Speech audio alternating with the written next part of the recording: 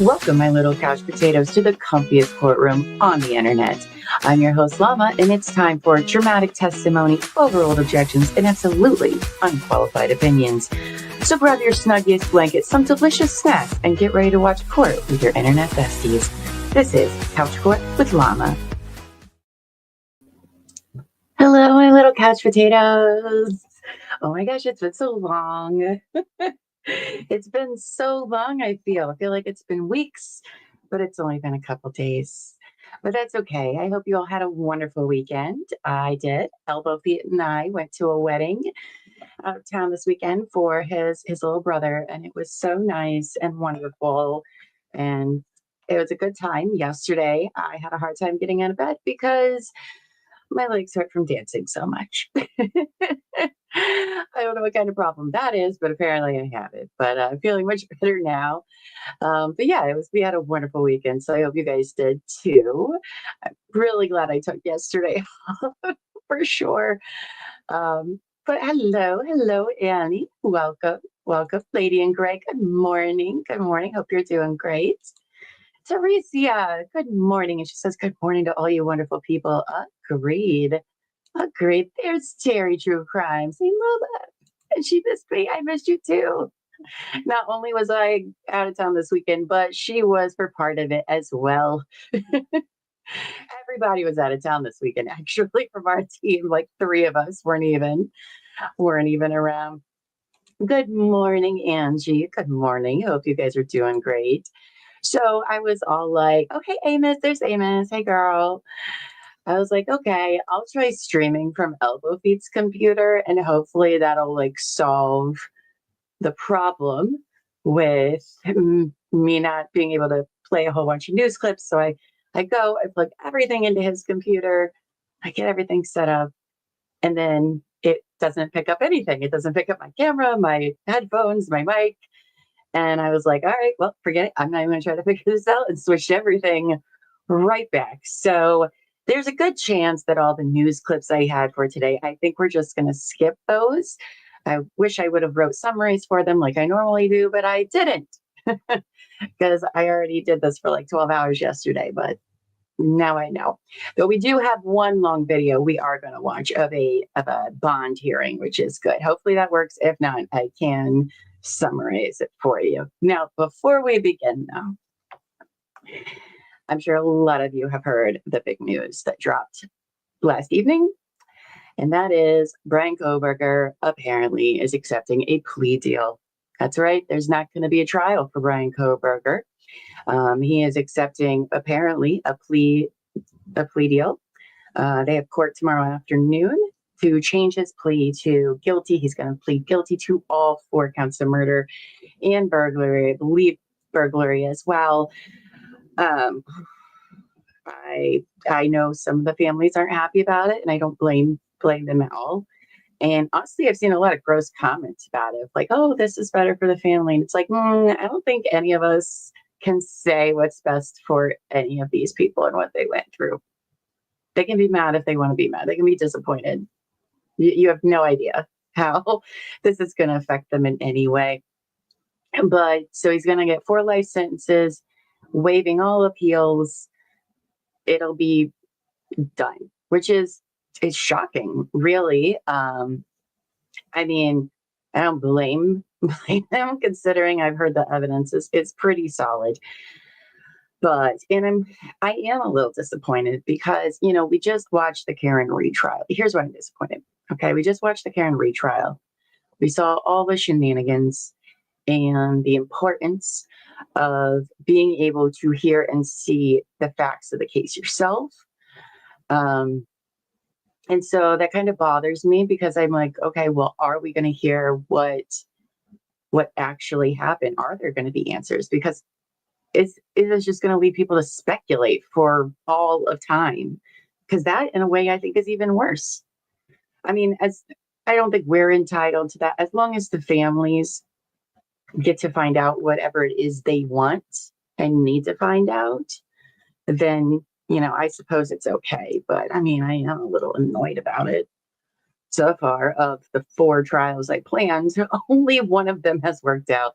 I think I might be cursed in picking out trials, but you know, yes, I do know one of the families is very ticked off. And again, I don't blame them. I mean, they've been through the ringer for the last couple of years. So I totally get it. Um, yeah, I think any of them are they have the right to feel however they want to. Who are we to say, oh, this will be better for you guys in the long run? Oh, you don't have to keep going to appeals after appeals every maybe they want to. You don't people grieve in all different ways. Like we don't know what that's like. No way. So as long as, yes, as Teresa says, as long as those families needed to want answers, that's all that really matters about the whole thing. But to have this happen right before trial, I would be very, I would be very mad too, because I can't imagine like the mental toll it takes preparing yourself for this trial. And by people, I'm referring to the families and victims, and then it's just all over, just like that. Like that's be really hard to process for them. So, if they want to let them be however they want to be. There's no right way, I think, for them to behave. you know, we surely don't. Am I planning crimes? No, not today, sir. Not today. Oh, I'm getting a little crazy with my microphone.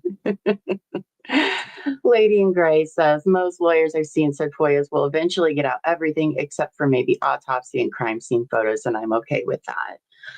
I mean, yeah, but there's a fuck ton of documents. Like that's a lot to go through. And just like with Karen, right? Like we watched that trial and heard those things, and then other people watched that trial and heard other things. So that's the only thing that kind of gets me about that. But it is what it is. So now we got to find some other way to entertain ourselves this fall. I'm sure there are numerous other trials. And again, my heart goes out to all the families, no matter how they feel. That some might be happy, but also they could feel differently in a day. We don't know. We don't know. People can grieve however they want to. And I'm sure that this plea deal is another form of grief, right? So I just hope they get whatever privacy they need and people just leave them alone if that's what they choose. If others want to come out and say things like the one family, by all means, have at it. Have at it. You got a platform. Go for it. But I just hope people respect the families and their decisions of whatever it is they need and want. So, yes, as you guys gather in, please hit that like button. I know it's been a while. We got to go through the motions, right? Hit the like button. If you're not subscribed, please do hit that notification bell so you don't miss whenever we go live. Good morning, Sam. Good morning. Gosh, I haven't talked to all you guys so much. It makes me so sad. Terry said I about fell over yesterday when I saw the plea deal. Yeah, me too. I was in the middle of writing this stuff for today, and then I just sat there for like an hour, like, wait, what? What? Is this real? Sure was. Angie with the breaking news, as always. She was. She brought like that news was like not even 5 minutes fresh, and she was like, guys. I was like, what? No way. And then sure enough, yeah. Yeah. Good morning, Jujubine. Hope you're doing well. Hope you're doing great. Wendy Swain. Good morning. Hope you're doing great. Oh, so you guys, before we get into more of the Crystal Rogers deep dives, I'm just going to preface with this weekend. I did get caught up in the Brooks Houck Joseph Lawson trial that is going on right now. And I'm not feeling very good about it. Not feeling really good about it at all. At all. It makes me very angry. I have lots to say about it, but I will save that for when we go to cover the case. But y'all, it's not looking good. It's not looking good. There is a very good chance that they don't secure a conviction on this. From every witness I've read about so far and what they have, I would have no choice but to vote not guilty right now in this moment if that's what happened. And I don't like that one bit. It's shocking. It is shocking. shocking stuff. So we'll see. The prosecution is still in their case, but I don't like the way it's going. I don't like the way it's going at all. All right. So what we're going to be covering today in our Crystal Rogers deep dive is going to be year 2020 all the way up through the end of 2023, when some arrests are finally made. Now, I do have a bunch of news clips. We're going to try one out and see if it works. But if it gets all laggy and weird, please just let me know and we'll just skip all the news clips. I don't have anyone behind the scenes with me today because the lovely Amos is at work. And we'll just save up whatever stream power we need and vibes for the big long hearing that I do want us to listen to. But does that sound like a plan, everyone? I hope so. All right, well, let's get into it, shall we? So let's see. So we're starting off in 2020. All right. Literally nothing is posted anywhere. In no news articles, nothing. I've read every single news article from the year 2020 to 2023. Read every single one. And there's not a single one between January and May 25th. Now, as we know, May 25th was hold on, let me get things set up. There we go. Was the 7-year anniversary of the murder of Officer Jason Ellis. And police have yet to find anyone responsible for his death. But at this point, the FBI announces that they are offering a $50,000 reward for information leading to the arrest of those responsible for his death. So on top of the already around $200,000 reward money, the FBI is like, we'll throw in $50,000 too. Why not? So that's very, very interesting. And then for the first time in June 30th, which is just a couple of days before the anniversary of Crystal Rogers' disappearance, for the first time ever, one of Crystal's children speaks out in an interview. She's a grown adult at this point. I have a feeling that Mama, as they like to call Sherry, would not allow them to do interviews. That's what I'm going with. So I figure since we have not yet heard from one of the children, let's see if this works. Okay, guys? Remember, let me know if it gets all weird and stuff. One of these days, I'll sort it all out, right? Okay, let's see what they have to say. Maybe. Disappearance has garnered national attention, but still no answers and no signs of her. Tonight, we're hearing from Crystal's daughter for the first time on what life has been like without her mom. There we go. Waking up every day. You guys good? Not being able to wake up and be like, hey mom, what are you gonna do today? Just like normal little things. Like the little things really matter more than like the big huge things.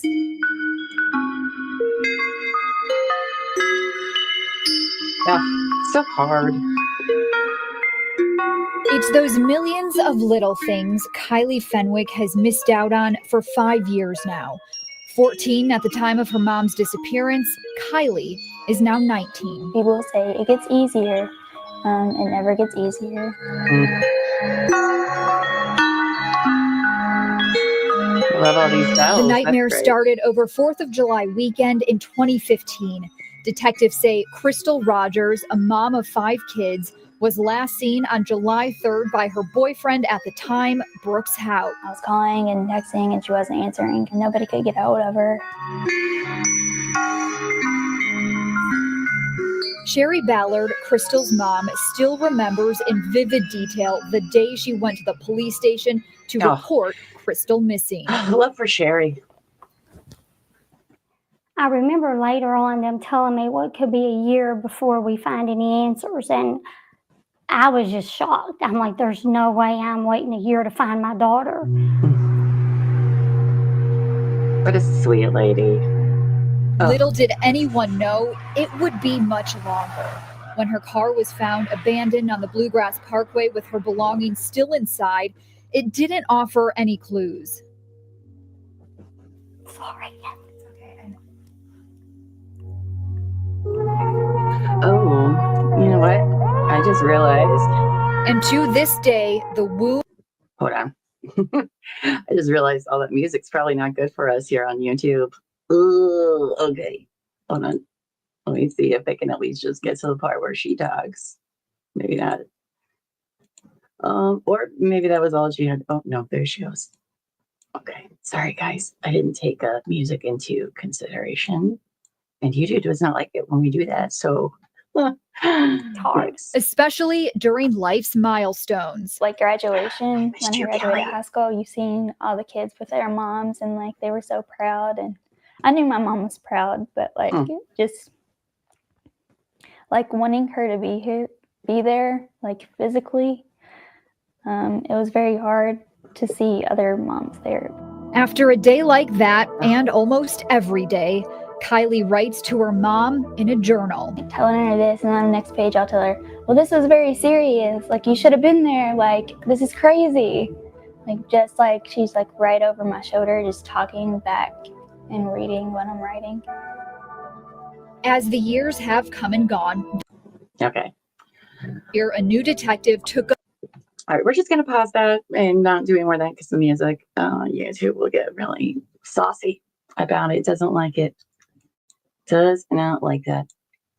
So just thought maybe hearing from one of her children who can now who's an adult and speak out. This is the first time anyone had heard from them, like public. Well, if you weren't a local, let's put it that way. If you're not a local of Bardstown, it's the first time for many to hear from any of Crystal's children and how hard it's been on them to have a mom who unfortunately wasn't around because of what happened to her. So July 3rd is the 5-year anniversary of Crystal Rogers' disappearance. Now, on July 26th, just a few short weeks later, the Rogers family are notified after possible human remains were discovered near the border of Nelson and Washington County, about 4 miles away from the Houck farm. The remains were sent to FBI's lab in Quantico, Virginia for testing. Obviously, for the family, they were very taken back about it, didn't want to get too excited, but I imagine there's a lot of feelings whenever you get that sort of phone call. Well, then in August 6th, the FBI makes an announcement on their website. And it says, today, FBI Louisville announces it is now the lead investigative agency on the Crystal Rogers case and is working with several federal, state, and local partners to include the Internal Revenue Service, the Kentucky State Police, and the United States Attorney's Office. By utilizing federal resources and expertise and by bringing a fresh perspective to the case, those responsible for Crystal's disappearance will be brought to justice. Now, that is not great when the FBI comes in. It's like, we're going to take over all of this now. The FBI has been part of this for many years, but they have now taken the lead, which is something. Sammy Sunshine says, the whole family suffering and broken, but still doing their best to get by. It's just heartbreaking, all of it. I agree. I can't imagine going through all that they have, but it seems like they're doing the best they can. So I think Sherry's done a great job with the children, considering everything that she's been through with this as well. So the FBI announces they take over. Then all of a sudden, more than 150 state and federal law enforcement officers arrived in Bardstown to execute nine federal search warrants and conducted more than 50 interviews related to the case. They went to the homes of Brooks and Nick, as well as the 245-acre family farm. They also went to the storage facility where Rogers had a unit and took her car. Yes. Now, August 9th, the FBI releases new surveillance photos of possible cars of interest in the Rogers case. The photos show 3 cars in 2 separate photos taken in Bardstown. That's right. Apparently, we're finally going to see some photos of some vehicles that nobody's bothered to put out in the public in 5 years, but the FBI decided it was going to. So this photo here is near my old Kentucky home campground in Bardstown. The exact location of this photo is 1064 Loretta Road, where Heaven Hills Distillery is located. It's unclear when this photo was taken because there's no date anywhere. On the Crystal Rogers Task Force website, the FBI believes that the red SUV is a vehicle of interest and is seeking more information about the driver. Now, the other photo they have, I don't even know why they even bothered. What are we even supposed to do with this? I don't know. But this photo was taken at 3:45 a.m. on July 4th, 2015. The night of July 3rd was the last time Crystal Rogers was seen. Now, this photo was taken at the intersection of Balltown Road and Paschal Ballard Road, which is located right off Loretta Road. So this is over by the family farm. But I don't know what they expected anyone to do with this, I guess. I don't know. I mean, the first one, the last one, let me pull this. Like, okay, we can at least see some cars. I don't know if it's super helpful, but that's something. This one, what are we even doing? I don't know. This isn't exactly helpful. No, it's not. Savage says, is that Lucky's Franken truck? Maybe that's what it is. Oh, Kelly P says, side note, Turtle Boy scored an interview with AJ Saturday night on his YouTube channel. Oh, good to know. Thank you for sharing that, Kelly. Ooh, that's exciting. He hasn't done any big interviews like that yet. So that's exciting. So, excuse me. And then the next day on August 17th, a week later on August 17th, investigators are now asking the public to remember where they might have been during the early hours of July 4th, 2015, particularly if it was in the vicinity of the Poplar Flats Road and Farmaway Drive, that big circled area. Like, oh, okay, well, that's pretty specific, but okay. And then they also wrote on the Crystal Rogers Task Force website, can you remember what you saw or what you may have heard? Do you recall anything unusual or out of place that morning near that location? Do you have surveillance cameras that capture this area? The FBI and the community is asking you to share such information if you were in the area at that time. So, okay. There's a map. It looks to be a very, very rural area that not many people live in. Sorry, guys. Is my voice like this because I haven't streamed in 4 days? Maybe, I don't know. So then on August 19th, the FBI searched the storage unit owned by Sherry Ballard and holds Rogers' items before she went missing. Now, Ballard gave investigators permission to go through all the items and collect evidence because she kept everything in the storage unit. The FBI and IRS were seen clearing out the unit, taking photographs of specific items. The search is believed to be the first time the FBI has gone through Rogers' items, though it is unknown if the Nelson County Sheriff's Office has also searched this unit. Like, why are we even just searching this for the first time? But okay. Quote, that's a piece of my daughter that I just couldn't get rid of. I don't think that car should have ever been given to me. To me, that's a piece of the puzzle, and there's no way I was getting rid of that car. Ballard explained. I can't believe they gave it back either, to be quite honest, but they did. She believes the car is one piece of the puzzle in her daughter's disappearance, but she knows it's more complicated than that. Now she is hopeful the FBI will have the resources to piece the rest together. Ballard said, quote, I begged for this. I did everything I could to make them stand up and pay attention because I think I need someone of their magnitude to break this case and give me the justice that I need. And Ballard isn't only coping with the new agency working on her daughter's case, she is also waiting for answers in the discovery of human remains a few weeks ago. Quote, when I got the call, I was scared. It's very hard for me to have to wonder if that's my daughter. And I don't even know how to explain it. I don't know how to explain how you would feel if you think human remains would be your daughter, she said. Oh, I don't know if there are words to explain that. She said she is praying the remains are identified as her daughter, and she feels guilty about that. But she is desperate for closure and desperate to finish the mission her husband started. I mean, right? It's one of those things where like you don't want it to be the case, but you really, that finality of it, you know. Lady in Gray says this case is so messed up, girl.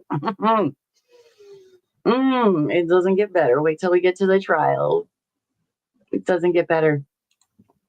It's so sad. Now, on August 24th, there were updates about the human remains being found. They narrowed it down, because I'm not even going to try with the news clips.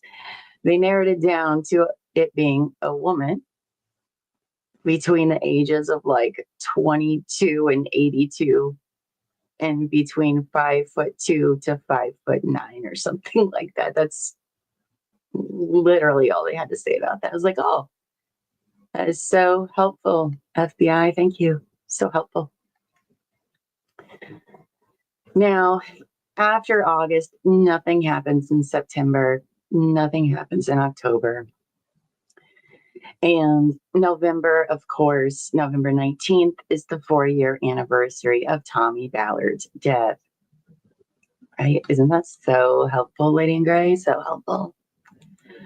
November 20th, the day after Tommy's anniversary, it's announced that the human remains found in July were not those of Crystal Rogers, and the remains are actually unidentified.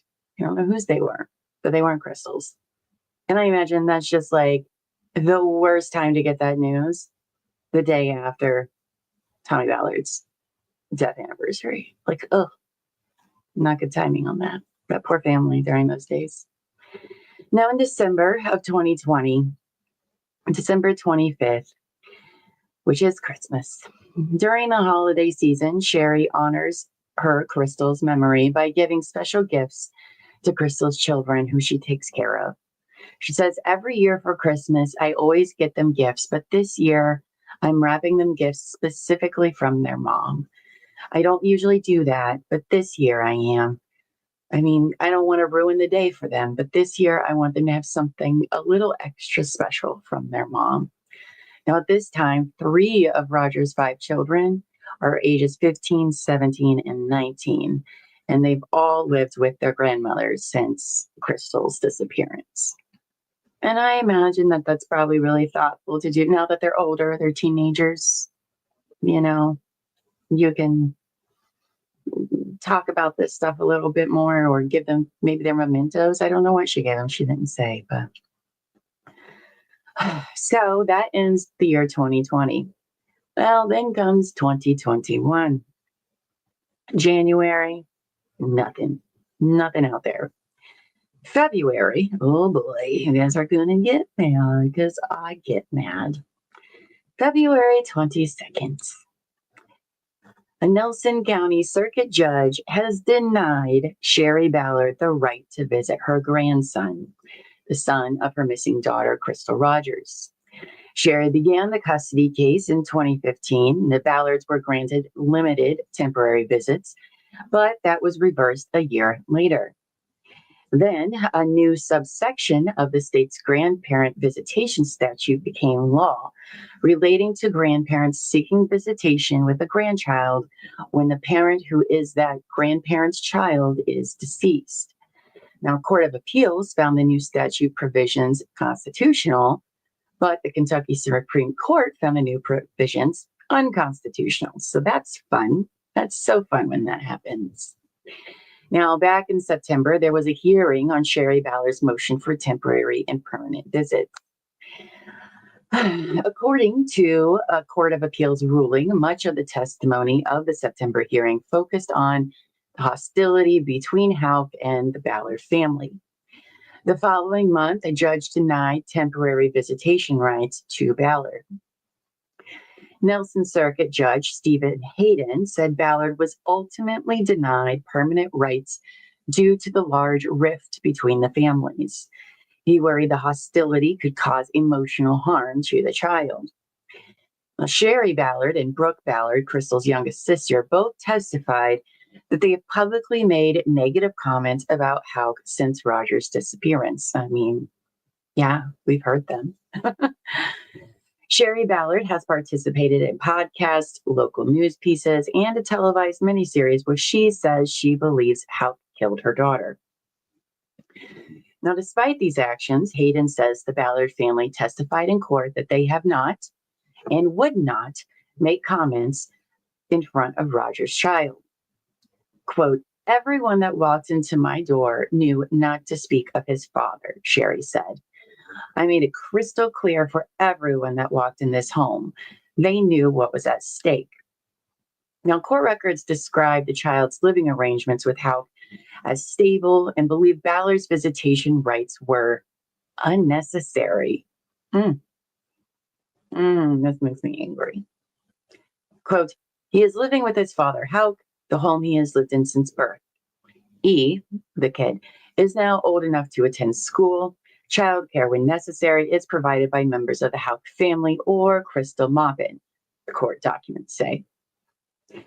Houck has said he believes contact with the Ballard family would alienate him from his son. Quote, "I've done everything possible that the courts have asked me in the last 2 years," Sherry said.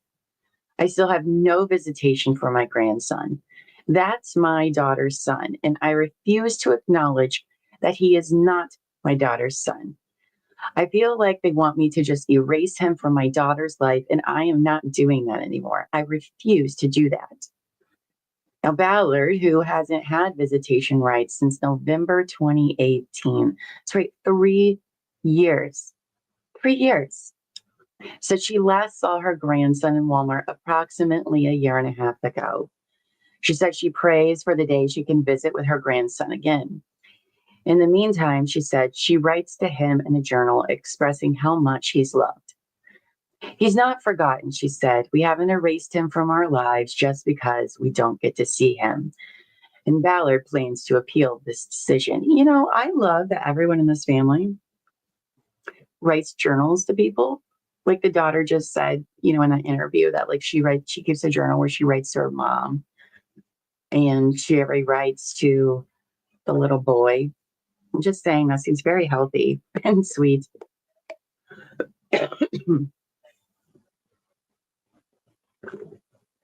Okay, sorry. Now, on February 27th, 1 week after the judge denied Sherry's right to visit her grandson, she announced plans for a protest outside the Nelson County Courthouse because nobody keeps Sherry Ballard down, is what I've learned in this story. Quote, "What can I lose? How convenient is it for the courts for me to just sit here and be quiet and just take everything they dish out to me," Ballard said. "I refuse to do that anymore. I'm not losing anything because I'm not getting anything." Now, Ballard called Judge Stephen Hayden's decision an injustice, saying she has done everything she can to help her grandson. Roger's 4 other children have not had none contact with their sibling at all. None. Isn't that crazy? His own brothers and sisters living like right there in the same small town. No. Quote, one day that baby is going to be old enough to come and see me, and he's going to know everything I have done to fight for him. Ballard and others have planned a rally at the Nelson County Justice Center March 27th. Quote, I feel like they've backed me in a corner with no other options left. I want the public to help fight for me. I want them to be aware of how I've been treated in these courts. Go get him, Sherry. Now, March 8th, just a second. March 8th, in an interview with WDRB, Assistant Special Agent in Charge, Brian Jones, was asked what the FBI is doing to solve Roger's case. So here's like a short little interview that he did. Quote, that's a good question. During the past 6 months, what have we been doing? Well, we collected a lot of evidence. We're analyzing a lot of that evidence. Very good FBI answer there. Okay. He was then asked, and of the evidence that is being analyzed right now, how useful is it going to be for a case that happened 5.5 years ago? There we go. Well, that's an interesting question too.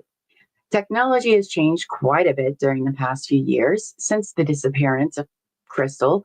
The technology, when it comes to cell phones and tracking capabilities, things that we can do through court orders, that we can collect new information that we weren't able to back when this disappearance happened. Now, with this new technology surrounding cell phones, could that become a roadmap to show who was where when? With smartphones, there's a lot of private companies that track a lot of location data with individual phones. So we're going back and taking a look at some of that information and looking at it very closely. One question Sherry Ballard hopes this technology will answer is, how did her daughter's car get to the Bluegrass Parkway with a flat tire and her belongings still inside? Quote, I don't think my daughter was ever on that BG. I have never from day one thought she was on that BG. I don't know why they call it BG, the Bluegrass Parkway. Oh, never mind. I just figured out when it's BG probably stands for Bluegrass. Oh, I love when we figure out things together in real time. I literally sat and thought about that like all day yesterday. Oh, now it's like super obvious. Anyway. Tight-lipped on sharing specifics, Jones said agents collected a lot of good information in their summer raid that they didn't have before. He said a dedicated team is working full-time on Roger's case. We are in the stage where we are nearing the end of our investigation, Jones said. We'll be taking the results of our investigation and turning them over to the prosecutors for their review. There's still a chance we could bring federal charges and state charges for her disappearance. We aren't bound by the fact that we haven't found Crystal's remains. While the FBI said it is nearing the end of its investigation, it did not give a specific time frame because it's the FBI. And you may remember seeing IRS agents, remember the Internal Revenue Service people, at Brooks' house home during the FBI raid. The FBI said that part of the investigation involves a potential criminal tax violation. Oh boy. Good morning, Amy Beth. I hope you're doing well. Good morning. Now, March 27th, again, 2021, Sherry Ballard held a rally outside the Nelson County Justice Center that drew a crowd of about 100 supporters who lined the road carrying signs and chanting. I want visitation of my grandson, Ballard said during the rally. One woman even drove 6 hours from Michigan to support her. Oh, people are so nice there. Quote, I feel discriminated against, Ballard said. They can't hold it against me that my daughter was murdered and just assume that I'm going to speak badly of the father. They've denied me visitation for the last 2 years based on something that didn't happen, and I didn't get to defend myself. They just ripped that baby away from me because they said there's too much animosity between the families. I've never denied the animosity, but I know people who go through a divorce and they still get to see their children. I know I'm not the mother, but the mother's not here, and the father's the number one suspect. I mean, Yeah. Yeah. This is not a normal scenario, but she does.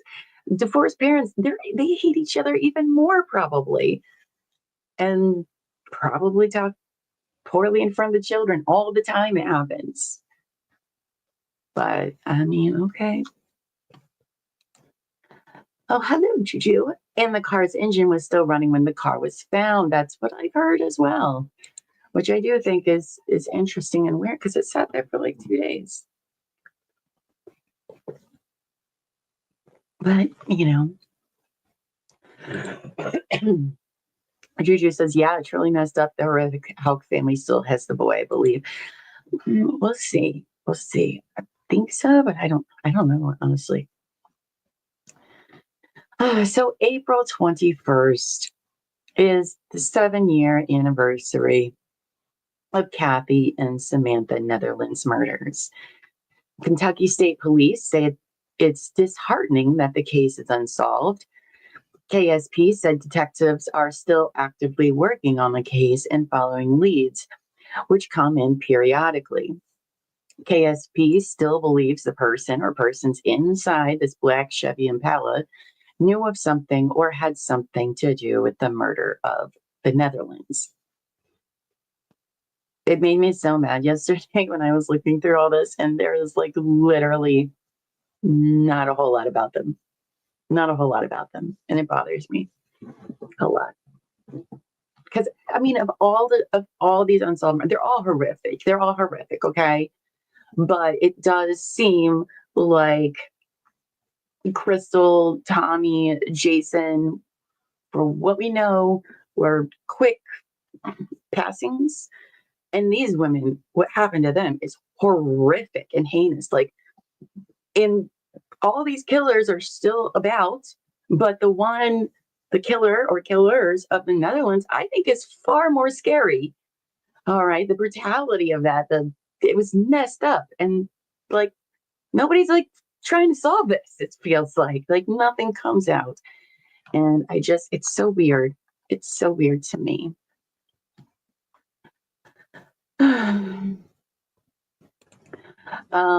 Lady Grace says there's no known link between any of these murders, right? Well, there's definitely a link between Crystal and Tommy's, and then possibly Jason's, but the Netherlands, no. Many believe the Netherlands, they're not related to these. The family has said that, law enforcement has said that, and I'm on that party train as well. That even if they were connected, it would be so small, but not significant, I would think. But it's just weird. It's so weird. Dope says a typical car with a 20-gallon tank might idle for around 32 hours until it runs out of gas. Maybe Stage ran out of gas scenario. Oh, wow. I didn't know it would last that long. Good to know. Okay, so then May 25th is the 8-year anniversary of Officer Jason Ellis's murder, with the FBI offering the $50,000 reward for information. And the Bardstown Police Department wrote a Facebook post saying, "It's been 8 years since you were taken far too soon. We still remain hopeful that one day our questions will be answered. Until then, we will continue on just as you would have wanted, answering the calls, serving others, and keeping the peace. You go out with every officer on shift. You are still a presence in our department, and you are still a friend that we miss dearly." Yes, and no answers to what happened to Jason either. Good morning to you, Lola's mom. I've missed you too, babe. Hope you're doing good. Now, July 3rd is the 6th anniversary of Crystal's disappearance. And a week before the anniversary, the FBI did an update in the investigation. Oh, that's not the right one. Well, they did do one, but it looks like I got them out of order. Good thing I wrote it down. Anyway, it says, as the 6th anniversary of the disappearance of Crystal Rogers approaches, FBI Louisville remains steadfast in its investigation. Our investigators continue to uncover information and are working diligently to piece together what truly happened on July 3rd, 2015. The FBI will continue to use all available resources to bring this investigation to an appropriate conclusion. Sherry Ballard says she's hopeful about the progress the FBI has made on the case, saying, I'm very proud of the work the FBI has done so far. I only wish it could be sooner. But I understand that this has to be done right for the best results and for justice to take place. It's hard for me to think it'll be 6 years. It feels like a lifetime to me, and I can't imagine waiting another year. I think things are progressing very well. I do think I will get justice soon, and I cannot wait until that day finally gets here. Now, the FBI continues to ask for tips, saying no tip is too small, and the family is also offering a $100,000 reward for information that leads to an arrest and conviction. You guys, these reward numbers, by the way, are very high. Like, that's a lot of reward money just locally, and then you add on the FBI rewards. That is a buttload of money that it doesn't seem like people are talking. It's just very interesting, is all. Okay. So then we go into August. All right. And guess what? The FBI does another search warrant. That's right. We're going to go over all these searches. I'm not going to go into super big detail, but I think knowing all of these searches happen, where they're happening, how often they happened, is probably going to play in later when we get to the trial of this story. Probably not in a good way. Just a heads up. So on August 24th, the FBI Louisville tweeted around 8 a.m. saying their team would be conducting searches in a Bardstown subdivision called Woodland Springs. Agents said the information collected since 2020 led them to the Woodlawn subdivision. Now, 3 of Houck's properties were thoroughly investigated and excavated. Investigators said those living at the properties being searched are not considered suspects, but the properties were being built in 2015 and are linked to Brooks Houck. Documents show that Houck Rentals LLC owns 3 homes in the subdivision, with Brooks Houck listed as the registered agent because he owns properties freaking all over the place here.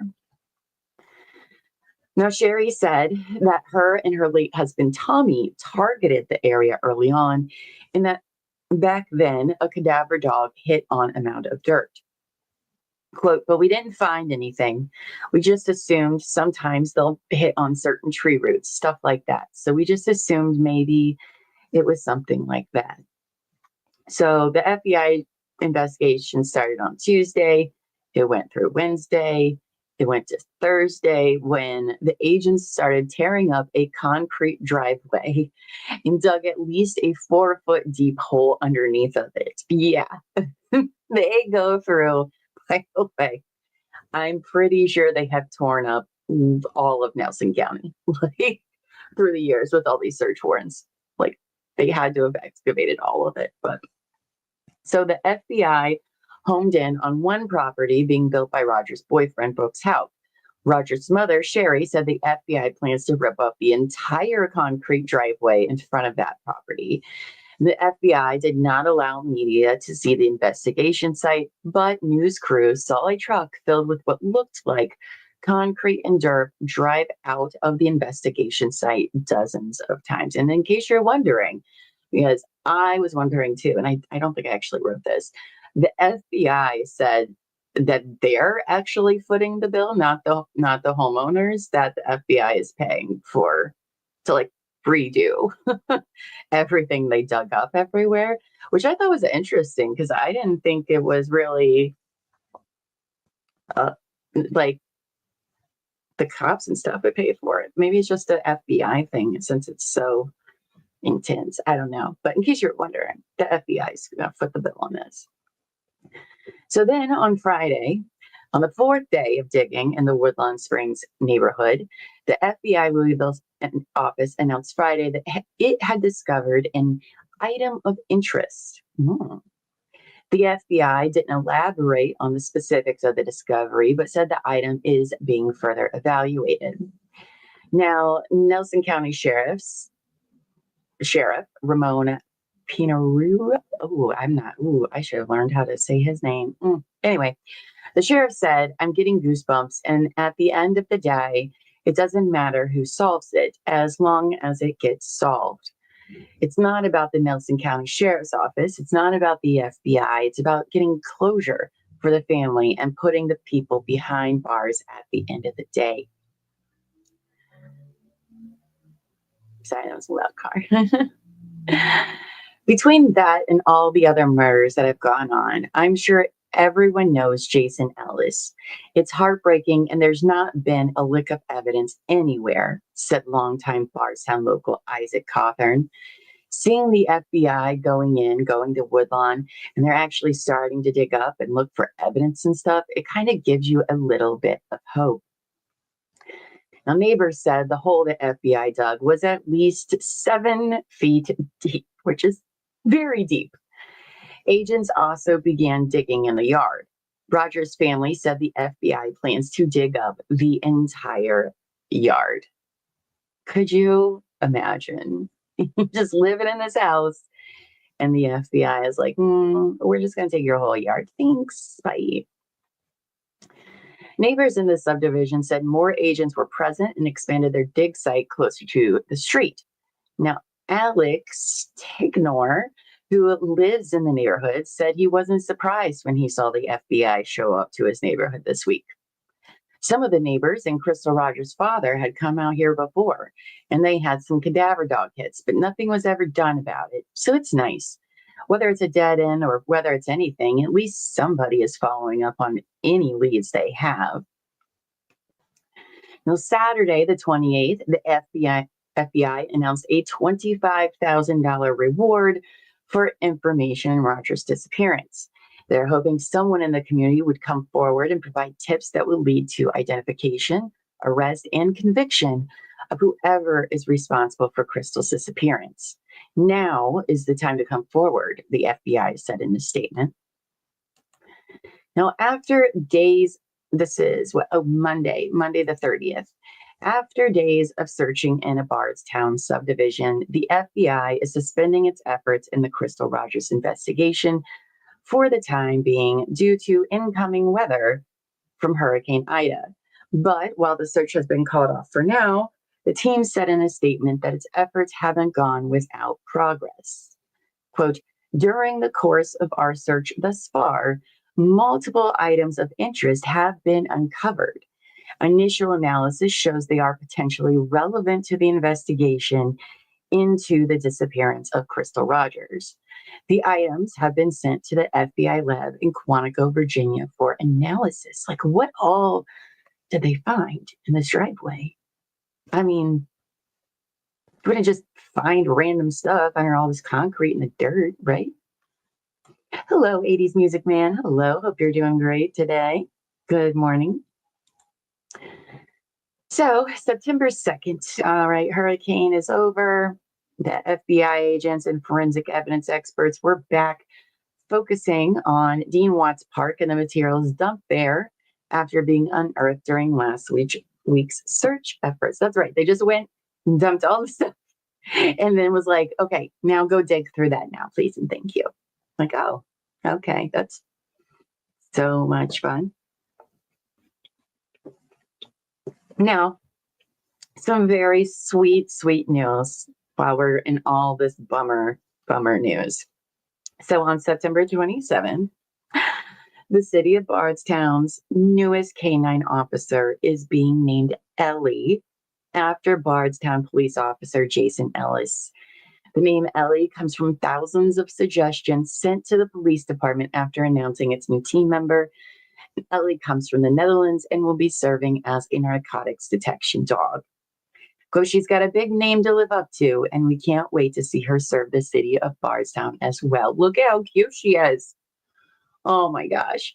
And I just love that they let the town name her, and they named her Allie. And I was just like, oh my God, this story finally, something sweet, something just incredibly wholesome through all of this. Now, no more updates in October, November. On November 18th, the same week that marks 5 years since Tommy Ballard was shot and killed, the FBI announced special agents are working with the Nelson County's prosecutor's office in connection to Crystal Rogers' case. FBI Special Agent in charge Jody Cohen said, they are working with the prosecutor's office to get this to a place where we can have a conclusion. She goes on to say, I would like to say I'll be 99% confident that it will be solved. We'll take all the crafts, put them together the best we can, and present it to the prosecutor's office for prosecution. And that's the first time we've heard any of those words uttered at all. Excuse me. Then, of course, November 19th is the 5-year anniversary of Tommy Ballard's murder, and the FBI is now offering a $10,000 reward for information, leading to the arrest and conviction of those involved. Yeah, the FBI has now said, we're just throwing money at all of these. Come give us your information, okay? Please and thank you. So then we go to 2022. This year, not a lot happens, you guys. A whole lot of nothing, really. So nothing happens for January, February, or March. April comes, April 21st. Of course, we know it's 8 years since the murders of Kathy and Samantha Netherland. No updates and no news articles for them. Again, I don't understand, but okay. Then May 25th, of course, is the 9-year anniversary of Officer Jason Ellis's murder, and no updates. I can only imagine the people in this town are like, oh, what is the FBI doing? Like, where are they? Why is nothing happening? Now, let me see if I can get, because we're coming up on another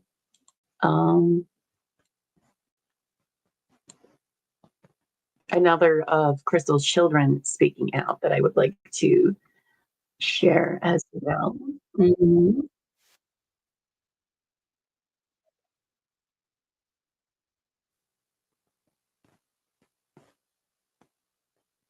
Oh, don't be tricky.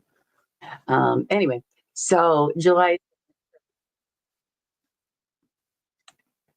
3rd is the 7-year anniversary of Crystal Rogers, and one of Crystal's daughters, Tori, speaks out for the first time. So let's take a look at this. Share this tab instead, please and thank you. All right. It's been a long process, and that's what I'm not happy with. The case that remains unsolved, now spanning 7 years, taking its toll on the mother of Crystal Rogers, who hasn't been seen since July 3rd, 2015. It's the search for the Bardstown, Kentucky mother of 5. Good evening, I'm Isaiah Kim Martinez. Each year around this time, her mother, Sherry Ballard, hosts a prayer service waiting for her daughter's return home. But this year, she's taking slightly different with some help as the family waits patiently for answers. I don't think it matters how much time passes, you still have that sense of loss and grief, and it's just very hard to get through. The month of July means this sign, these pink ribbons, go up on Sherry Ballard's fence along Woodlawn Road. But inside her home, these are the photos that stay up year-round. I don't need to cut up my spirits off weekend. It's a very hard weekend for me. It's an emotionally taxing time for Ballard, grieving the loss of her daughter all over again, hoping this will be the year she gets the phone call that Crystal Rogers has finally been found. We always had a prayer service for my daughter. This year we opted out of that for numerous reasons. It's just getting to be a lot on everyone, and I see the emotions it has on my daughter's kids. I had to always keep my daughter out there, but I think I'm where I need to be as far as law enforcement is concerned. 7 years of investigators trying to piece together what happened in this case. Of course I'm frustrated. I'm ready for this to be over. Ballard, along with Rogers' 5 children, praying for relief. I feel like she was just here yesterday. At the same time, I feel like I haven't seen her in a long time. I just feel like a big hole has been left in my heart where she should be. While previously shielded from the public eye when she was younger, I watched it since I was like 11. now 18-year-old Tori Rogers is taking on a larger, more vocal role, speaking to us for the first time. Well, last year I spoke at the prayer service. And then this year I don't know, something was just like, I need to do it for my mom. And I thought maybe if people see me, that then they would feel something different, you know. Over the years, Tori has gone through middle and high school without her mom. A lot of kids do grow up without their moms, but not knowing where she's at is what really impacts me the most. At this moment, though, she sees the pain beyond her own. I know it hurts my mama. Now that I'm older, I feel like that's something I need to do. Take some of that pressure away from my mama. She actually asked to do this. So I think that's her way.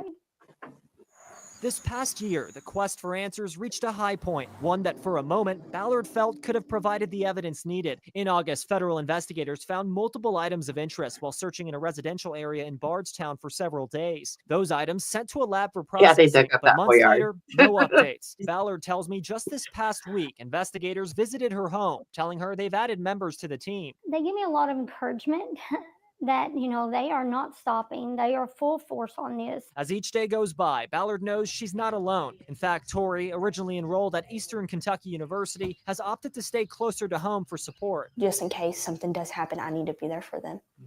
And I need them to be there for me too. Oh, And in November, isn't her daughter's just so sweet? I hate that they've had to go through this, but they do seem like, you know, they're going to college and they're doing things with their lives, and it's a lot, right? So then in August, nothing. September, nothing. And October, this news, I don't like this one bit. So in October 17th, Officer Jason Ellis's memorial on exit 34, where he was shot and killed, was vandalized sometime between October 9th and October 13th. Amy, his widow, said seeing his memorial vandalized left her feeling deeply saddened and disappointed. We've had something there since the beginning. Why? I mean, like, why would you do that? And why now? The Bardstown's police department is offering a $1,500 reward for information on my screens keep going black. That is so fun. I love that. Anyway, the Bardstown Police Department is offering a $1,500 reward for information on the vandalism of Ellis's memorial. Now, let me need to share this down. Now, a local business donated a thin Blue Lives flag to temporarily hang up in place of the one that was stolen.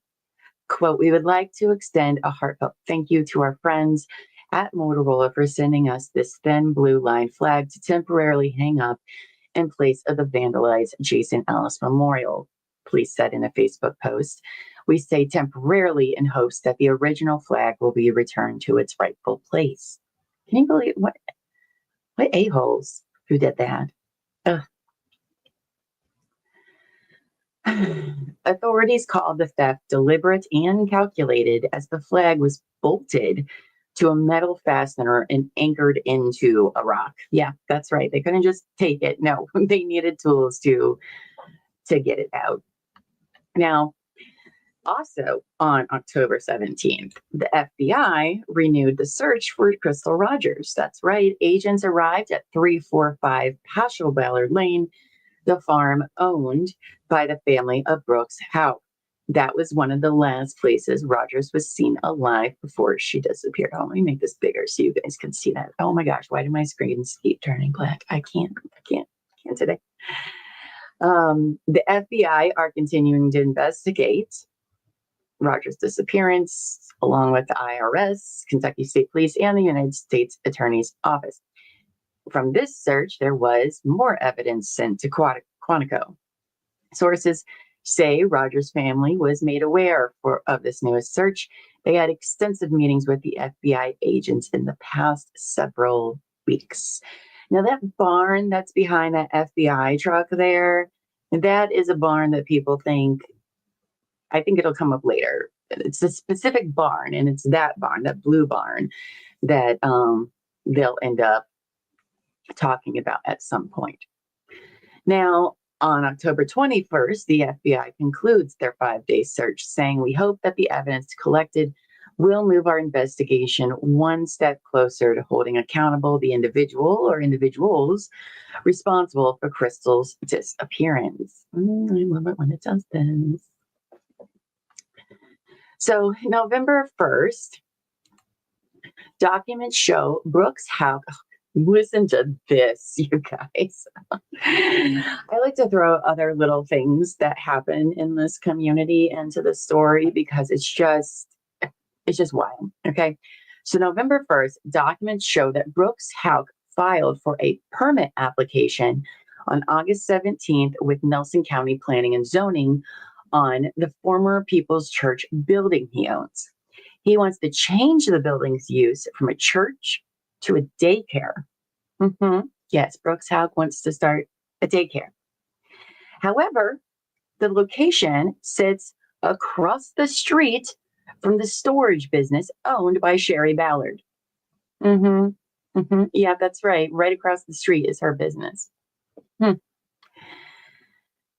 She calls the daycare plans absurd and unusual and believes it's no coincidence. I agree. I mean, come on, really? I think it's taunting for me. Am I comfortable with him being across the street from me? Of course I'm not. Number one, I'm shocked that someone that's a main suspect in a disappearance of a mother can even try to open a daycare. I would be totally shocked if anyone sent their kids to that daycare. I can't imagine that happening. I mean, right? A petition at the local Liberty Tax was started by Don Thrasher to prevent Houck from opening a daycare. But we need to bring it to people's attention and formally ask the Kentucky Division of Regulated Child Care to withhold any licensing because I believe he has questionable character, Thrasher said. Ballard worries that some people may be afraid to sign the petition, but she said she'll always keep fighting for her daughter. Quote, "It seems like it just keeps coming, you know? I don't get a break, but I'm going to see this to the end." I mean, really, Brooks wants to start childcare? Okay. That guy.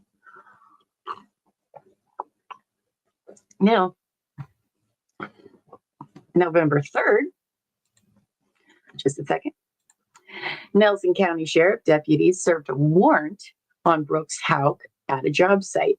He was taken into custody and booked into the Nelson County Jail. This part is so confusing.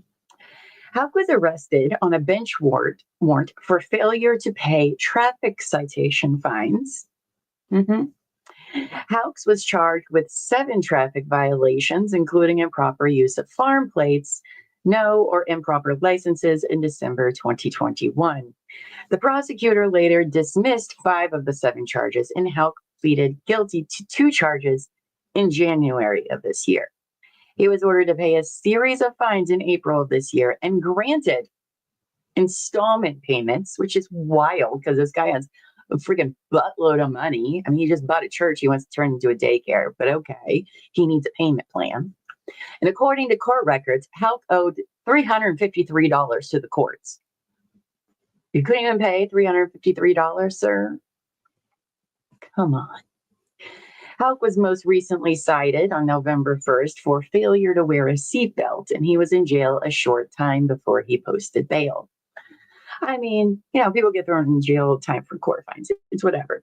It doesn't really bother me. But this guy, you have the money. All right, you have the money. You had in payment plans. What, you just forgot about it?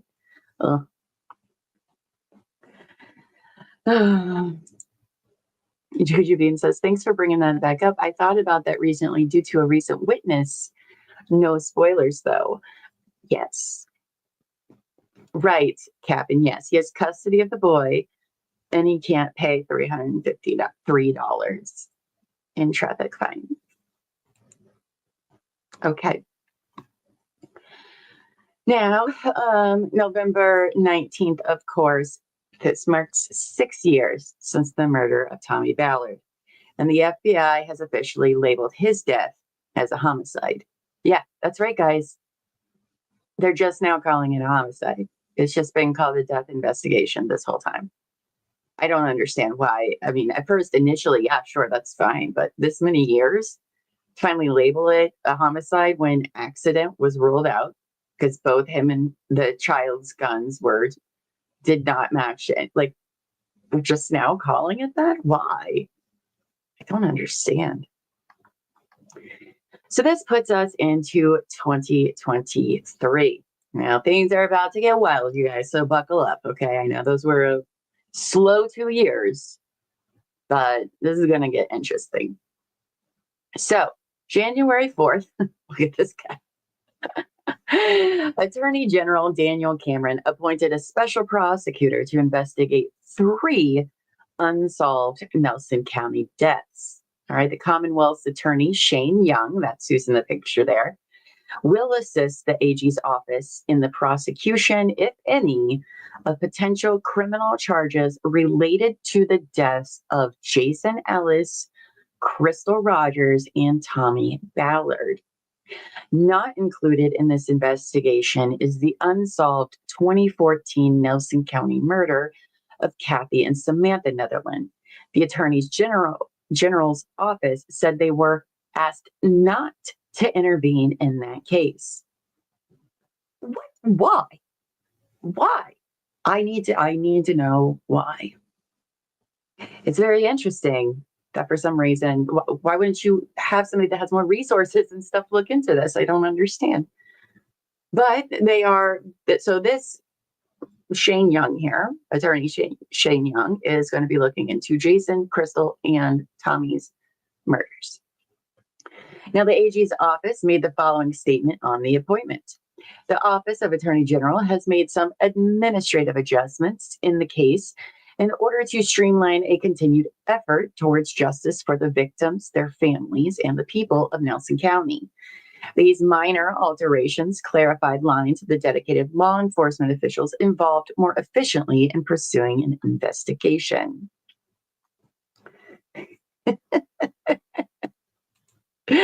Savage says not commenting on his looks, but if his middle name is not Jebediah, I'm going to be disappointed. I don't know what his middle name is. Oh, it's quite the facial hair, though. I'm just saying. Finding my daughter would help tremendously, Crystal's mother, Sherry Ballard, said. You know, we could put her to rest, and it's so hard getting up every day, not knowing where she's at. Girl, you are probably so tired. I don't blame you. When I first met him, he did tell me if I didn't think I can win a case, I'm not going to take it to court. It's so hard on me to wait, but I think Mr. Young is doing an excellent job. And I've heard he's one of the best. Okay. Young replaces Nelson County Commonwealth's attorney, Terry Geohagen. Sherry Ballard said she's happy to have a fresh set of eyes on the investigation, and the appointment has given her renewed optimism. I know the Commonwealth attorney here made the comment to me once that he doesn't like going to trial with a no-body homicide. And I didn't like that information at all, Ballard said. What if I never find my daughter? I hope that's not the case, but do I want to wait forever for a trial? No. Just remember all this because I don't know. I don't know how it makes me feel. Ballard has renewed hope that Crystal will be found soon now that a special prosecutor has been appointed to her case. He seems very dedicated and he seems very optimistic and very positive, she said. So I have to go with that and pray things are going to work out. Young is also investigating Jason Ellis's case. This May marks 10 years since the Bardstown police officer was ambushed. And, quote, he was ambushed, Chris Breton, Jason's mother-in-law said, killed, and we can't get him any justice at all. Ever since the appointment of the special prosecutor, though, Bratton is feeling more optimistic. There's nothing but good that can come from it, she said. She says now is the time for the people who know something to call the police. Somebody knows something. That's all it is. It's a tip. That's all it is. One tip. Now, Jason's widow, Amy Brown, also wrote the following statement, quote, "We are incredibly grateful for the support we continue to receive from the law enforcement community, as well as their continuous efforts in solving Jason's murder. This recent change shows how committed all levels of law enforcement are to solving his case. It will only help to have fresh eyes on these unsolved cases that have caused a lot of pain in our community, as we are approaching the 10-year anniversary that brings renewed hope that Jason's murderer will be brought to justice so that we can finally have some closure."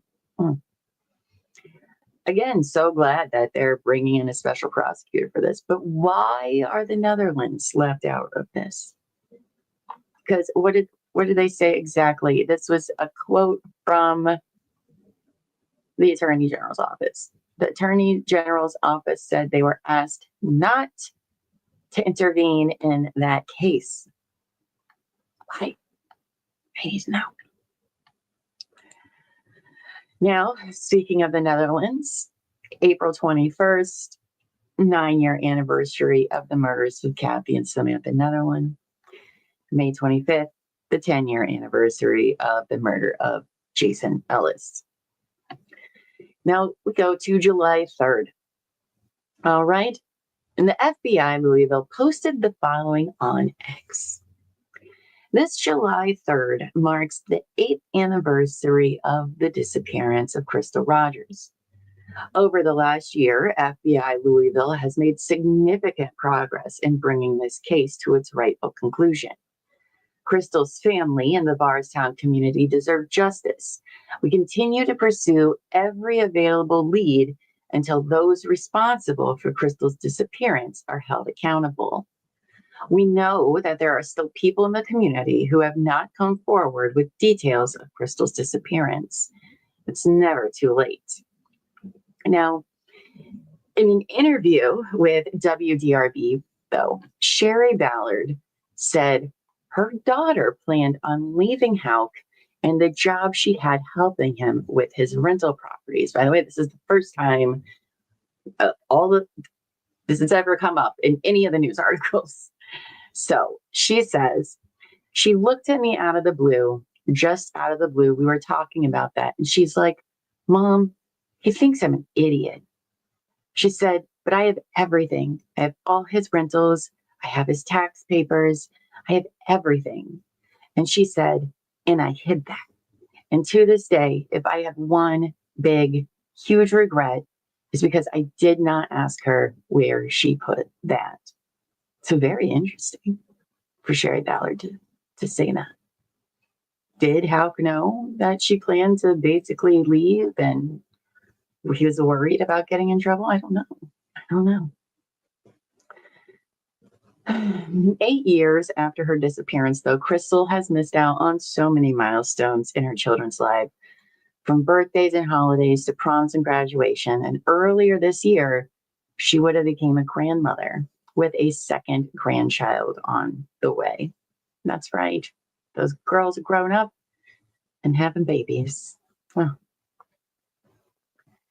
now, August 15th, you guys buckle up. Okay. Buckle up, because Kentucky State Police arrested this guy.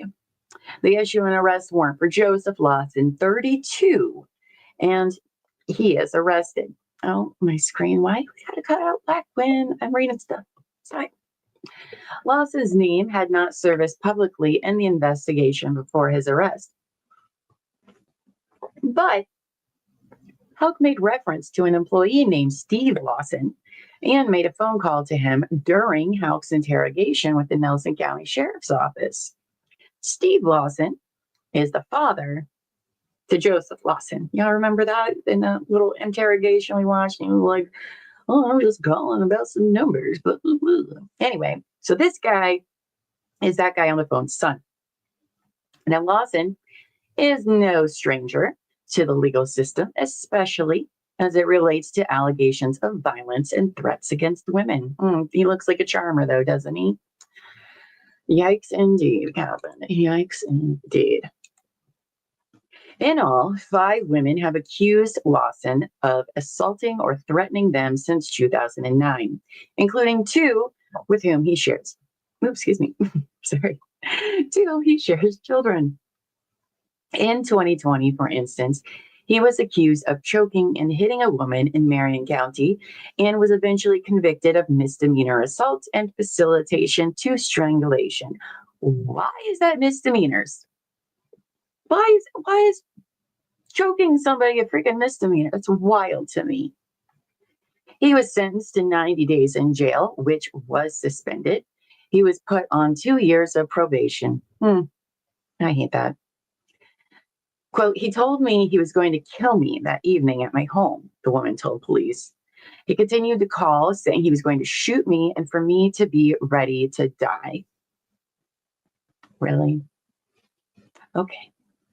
Lawson has cycled in and out of local jails and spent less than a year in prison and who is now confined in a wheelchair.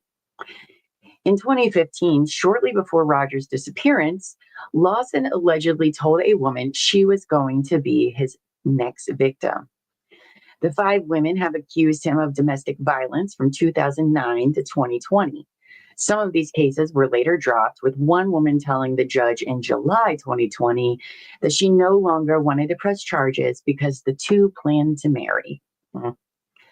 The woman said Lawson had made huge strides in controlling his anger and was taking online college courses. Oh, change man. Not so much. In addition, the woman wrote in a letter to the judge that Lawson was helping in a federal investigation. This is in 2020.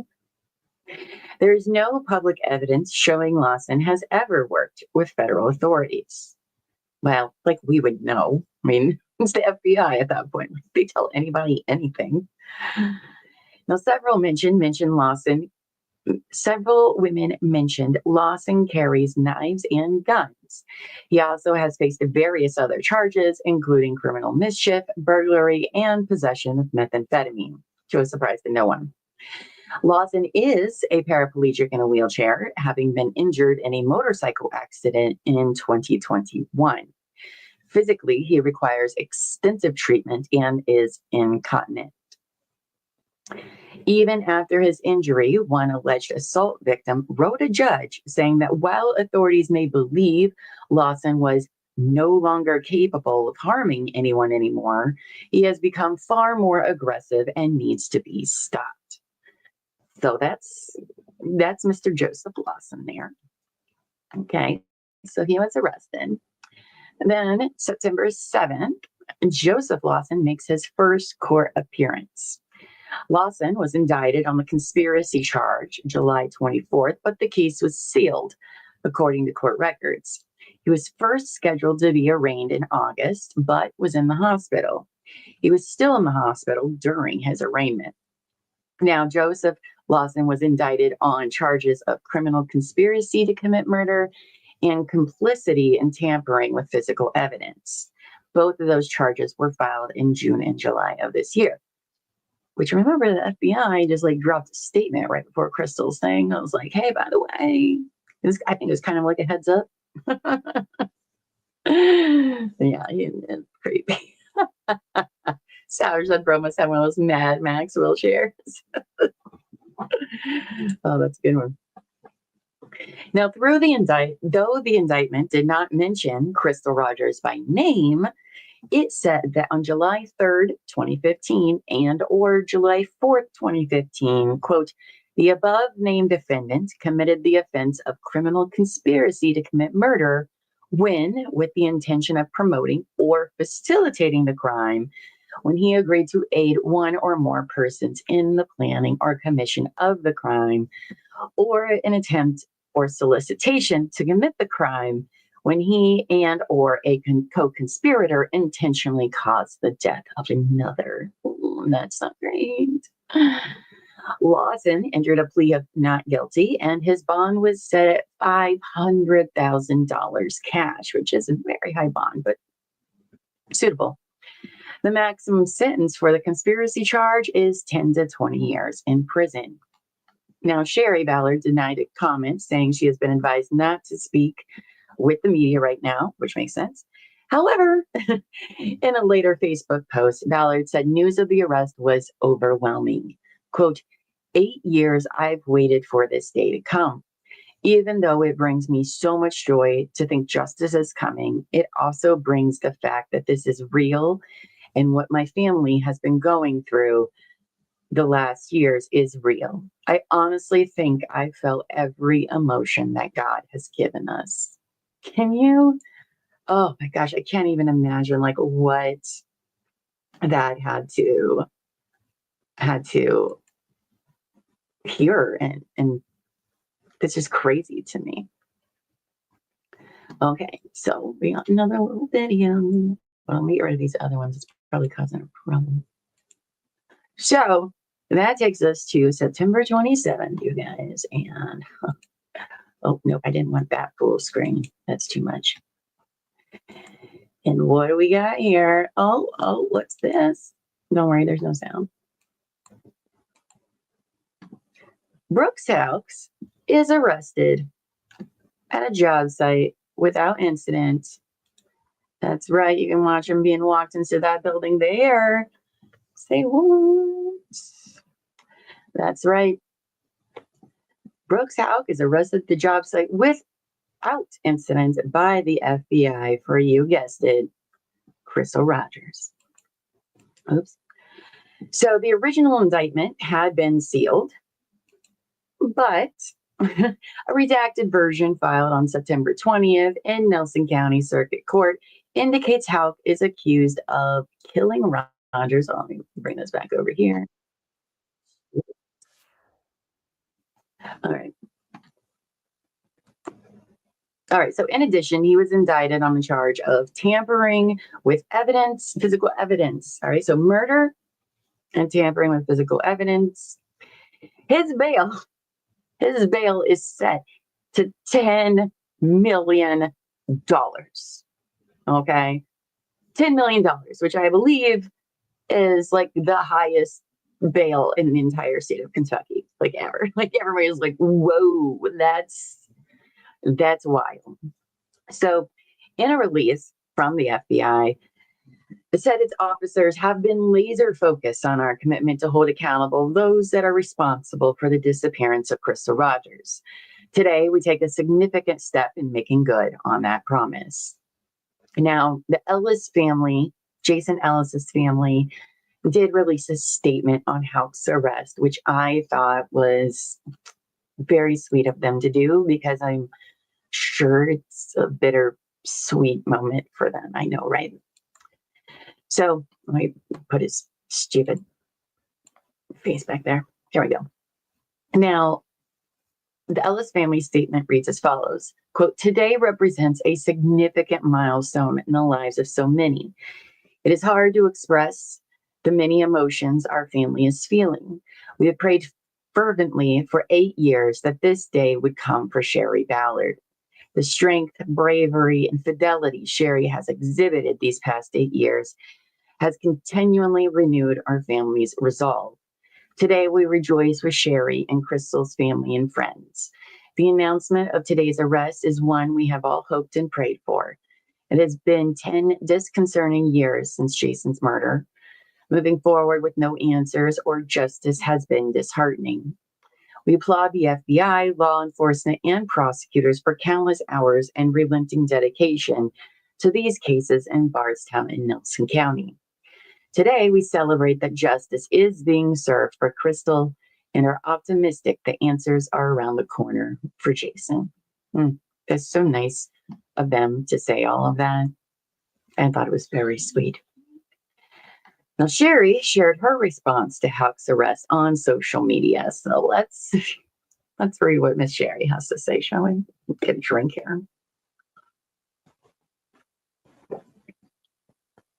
All right, so Sherry says, "To say today was overwhelming would be an understatement. I have waited 8 long, gruesome years for this day. To see Brooks Houck put in handcuffs was surreal for me. I've always known he was guilty. Now everyone will know that. I don't really even know the emotions I have felt today. I think probably everyone you could think of. I have to say thank you to the FBI. God sent me an angel when they came to my door. I personally know the work a certain agent put into this case and the long, tiring hours he spent to make this day happen. Never once did he forget that fact that I was a mother and a wife going through the most tragic time that a mother and wife could go through. I cannot imagine the toll this took on him. This day would not have happened without him. Thank you to all the help. Thank you to all the help he had within his office. His coworkers worked very hard. I want to thank them for looking out for me and my family. Thank you also to the Nelson County Sheriff's Office for assisting in making sure this day happened. Thank you to the prosecuting attorney and his office. Thank you to Daniel Cameron, who didn't ignore my cries for help. To this community that has shown me so much support and love, I want to say thank you and God bless you all. You've given me the strength to get up and carry on each day. Thank you to my friends and family who mean the world to me. This is the end of the beginning. The days ahead will be very hard, but God will get me through them. He has answered my prayers, and for that, I am grateful and thankful. Thank you, God, for helping me keep my faith and me never giving up on you. You are the real reason that I've survived this tragic event in my life. To my daughter and husband, I just want to say I love you with all my heart. It breaks my heart, Tommy, that you wasn't here with me for this day. Justice is beginning for you both, and my promise to you is becoming a reality. I pray you are both together in heaven, smiling down at this day. If only you could be here with us. You will always be a part of my life, no matter where you are. Give each other a hug for me. Miss you both. Oh, so sweet. So sweet. Yes, long time indeed. 8 years. The family needs closure, peace, and prayers. That they do. Now, September 29th, 2 days after Brooks Houck was arrested in Rogers' death, a new battle emerged in the Nelson County Courthouse. A closed hearing centered around the son of Brooks and Crystal. Rogers' family and Houck's family are both trying to gain custody of the boy. Rosemary Houck, Brooks' mother, walked out of the courthouse without saying a word. And at another point, so did Houck's sister. Now, the outcome of this hearing was kept confidential, but when asked if she felt good as she left the courthouse, Sherry Ballard smiled and said yes. Just look at that smile. I mean, oh, I feel so much for her. Now, this brings us to a long video that we're going to watch. Okay. It's not like super duper long, but it is 48 minutes long. And it is one of the few court streams. All right. So this is what we're going to watch here. Share this tab instead here. This is Brooks' arraignment and bail hearing. And the reason we're watching it is one, because it's, like I said, one of the few things that were actually live streamed. But y'all, there are some bombshells dropped in this hearing. So let's give it a listen. And then after that, we only have a couple of months to cover. So we're not going to be here all day today, but let's do this here. Hold on. There we go. And the lovely Amos work on audio because you could like barely hear it. I think she did a great job, and she included closed captions. So let's give it a listen. Oh.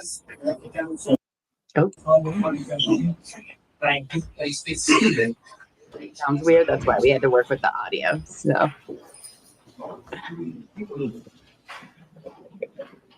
Listen, it's here that I see it on video yet to go. Attention there. Can you all hear us? There we go. You have Mr. Houck there, please. Thank you. They have a nice courtroom, by the way. All right, at this time, let the record reflect, we're taking up Commonwealth of Kentucky versus Brooks William Houck. It's case number 23CR309. Mr. Houck is present at the Harding County Detention Center. Mr. Houck, can you hear us there? Yes, sir. Your Honor. If at any point you can't hear anything, let Can me you guys know. hear Wave, this? and we'll repeat whatever's being said. We'll make sure you can hear everything, just like everybody in the courtroom can hear everything. Yes, sir. I believe I have present here Mr. Young. If you want to introduce somebody that you have with you, Special Prosecutor. Yes, sir. This is Ms. Tracy Young, Assistant Commonwealth Attorney, as well as Jim Lasowski, Assistant Commonwealth Attorney. And Mr. Butler, you want to introduce somebody with you? Yes, sir. Good afternoon. I have Micah Timbo here with me, who will be co-counsel, as well as Jennifer Jackson, who will be co-counsel in this case. Thank you. All right, we're here today in regard to an arraignment, and Mr. Butler, have you received a copy of the indictment? I have. Okay. Do you wish to have a formal reading of the indictment? No, Your Honor, we waited for Howard to ask the court to put it back over the, we would admit Mr. House said, sir. At this time, let the record reflect, formal reading of the indictment has been waived. The court But there is pleads closed not caption. guilty to all charges and reserve for counsel the right to file any and all motions on behalf of the defendant. As far as discovery is concerned, I know I've got both out-of-town attorneys here, so I'm going to ask if the panel will give out our local rules, basically provide how discovery is supposed to be provided here in Delaware County, in LaRue and Hardin County.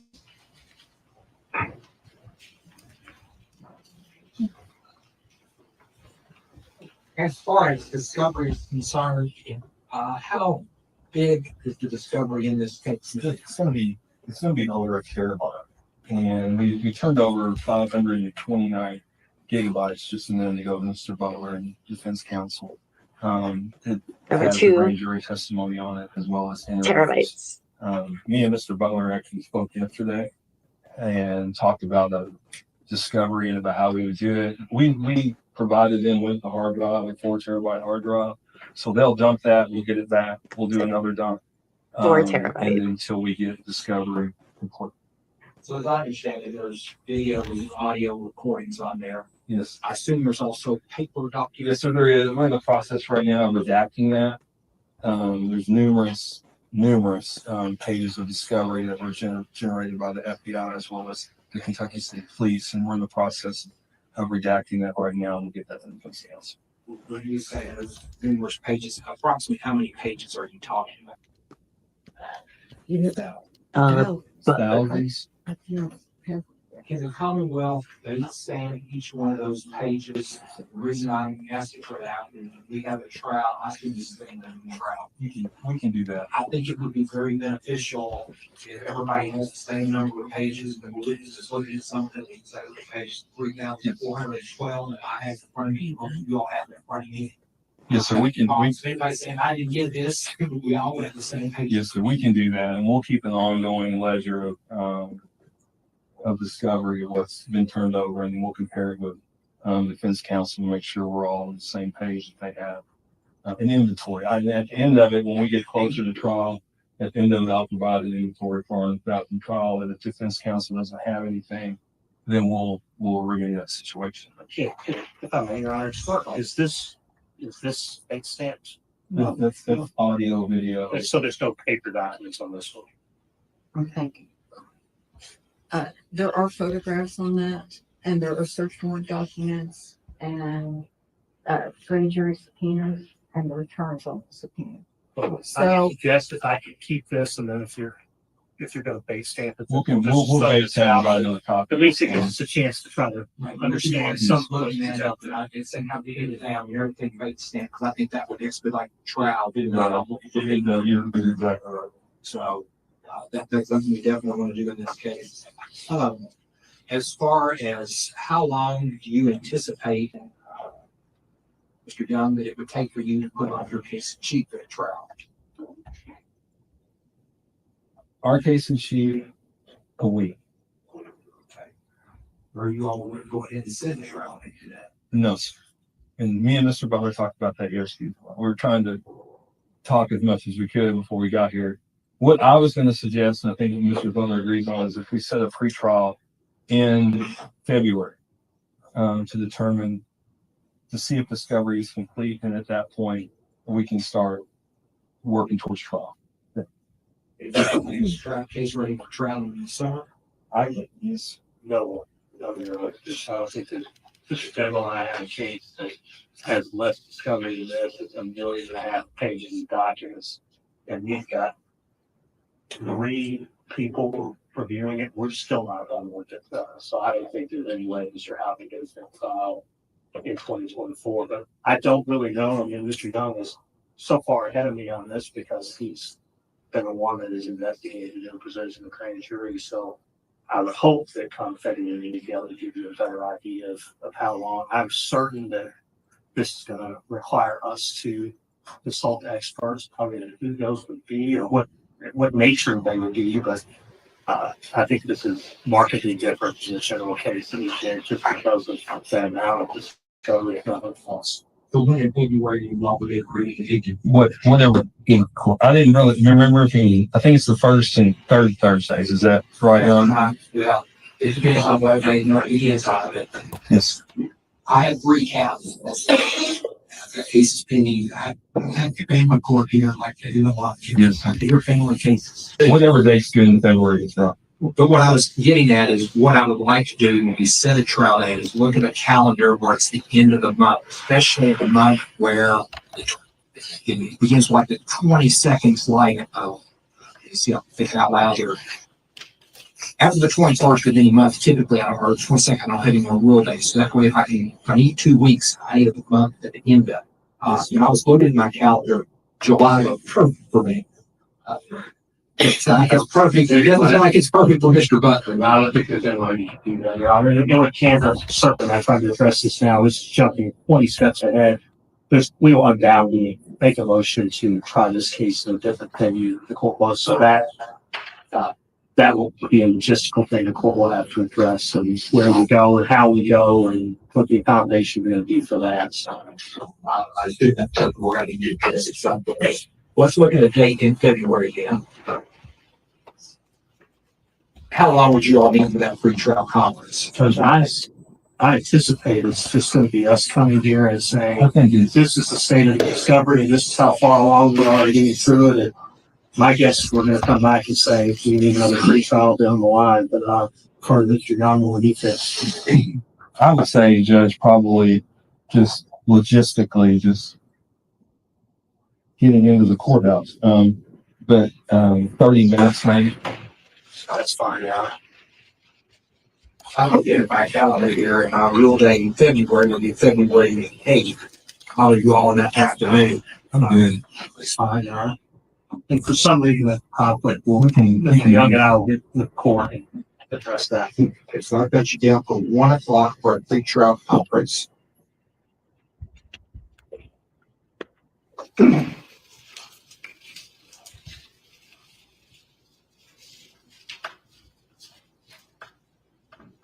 Okay, I'm assuming there'll be a bond motion we need to do at this time. If I have read your motion, that what you make slides like I'm familiar with everything you've written already. Does the Commonwealth have any written response to that? I don't have a written response. I do have a response. Okay, so go ahead.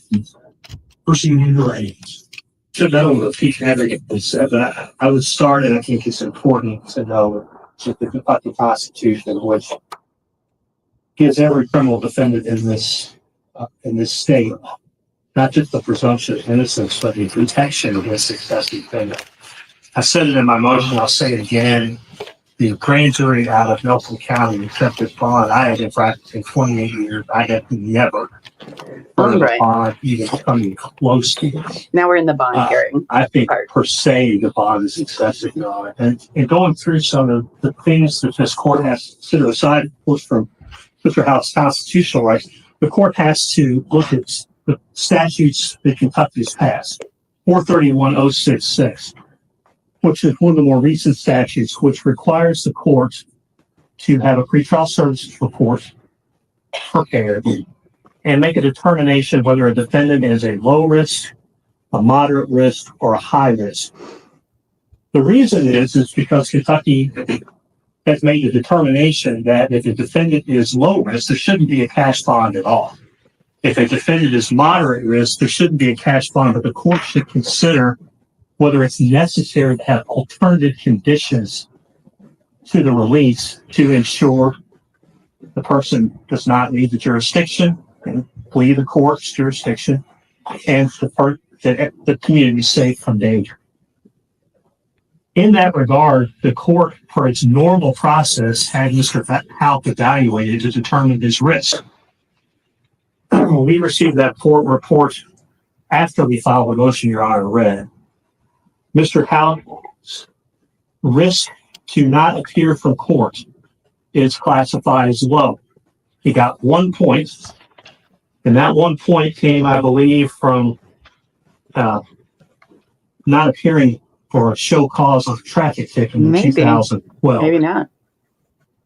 The court's pretrial services stated that the appearance probability for Mr. Houck is 87%. And I want to come back to the other factors, I think, as it relates to flight risk, but I want to start with that.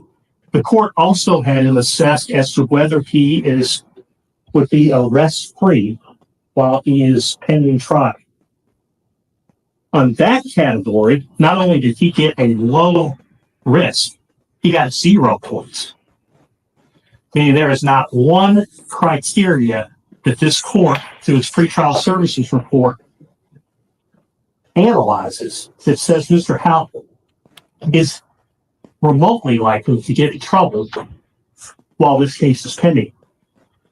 The court's pretrial services report puts Mr. Houck's likelihood of remaining arrest-free pending trial at 96%. That is slightly lower than the risk that a tornado is going to hit the courtroom while this case is pending trial. And if we look at that, aside from the pretrial services, It's a weird thing to say in Kentucky because they get hit by tornadoes. this is, of course, an unusual case because look at all these people here that care about it. One side or the other, people supporting Mr. Houck, people that are not. Law enforcement locally named Mr. Houck as a suspect in 2015. They did something I had never seen happen in my career. They released their investigation or portions of it to the media, not as part of the discovery process that's tendered to the court, but just to put it out there in the media. So Mr. Houck has known It's true. for 8 years that he is suspected by local law enforcement of having been involved in Miss Rogers' disappearance. Mr. Houck was arrested by law enforcement in Nelson County at a job site doing his business a week ago. He has been the subject of not just media stories. As we pull in, there is a billboard next to the road leading to the courthouse, which is in reference to this case. So there's absolutely, in my mind, no credible argument that Brooks Houck didn't know if he was going to flee, that he was the suspect. Everyone has said that in the media, but here he is. So this isn't just as simple as saying, oh, look, he's not a flight risk because he hasn't fled from cases before. This is a case where not only has he not fled from anything before, but he's known forever that people were saying bad things about him, and yet here he stayed. And the reason he stayed from day one is when he talked to the police, he said, I had nothing to do with her disappearance, and I'm not leaving my community. This is where my family is. This is where my friends are. This is where our family has been for years and years and years, and this is where my business is. He has as strong ties to this community as any defendant can have. He has family that love him. He has friends that love him. His son is here. His business is here. He cannot and he will not leave, and he's proven that. So I think that's important. The other aspect of this is if you have to get beyond the court's own pretrial services report to even get to the cash bond portion of this. So I submit to you, it's a fanciful speculation that he's somehow a flight risk. The second thing the court has to look at is he get beyond why is he not a low risk, why is he not a moderate risk, is that he is somehow a danger to the community.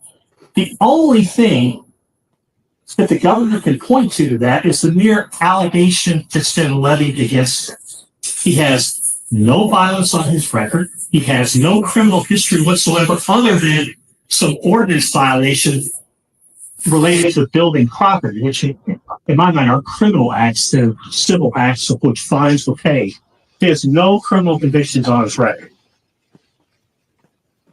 Remember, he was acquitted of those theft charges What is that? a few years ago. So if the court jumps beyond low risk, jumps beyond moderate risk, and even looks at the factors you consider if you make a determination that he is somehow not one of those, you have to decide, is he likely to comply with the conditions of court? Oh, this was There's also his absolutely attorney, nothing in this from the record theft that case as demonstrates he well. won't. in case you guys were wondering. In fact, when the FBI arrested Mr. Houck and they released a statement to the media, one of the things that the Federal Bureau of Investigation said is he was arrested, and I quote, without incident. He didn't run. He didn't fight. He didn't do anything other than submit to their authority and was taken to jail. The next thing the court has to consider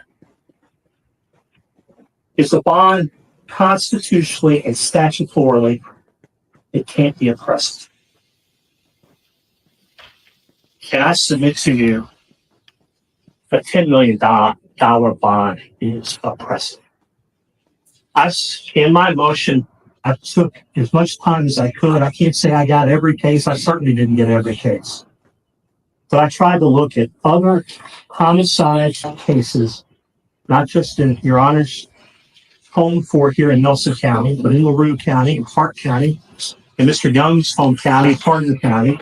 I tried to look at cases around the state. I tried to look at our home county, Jefferson County, in what I'm going to call high-profile murder cases.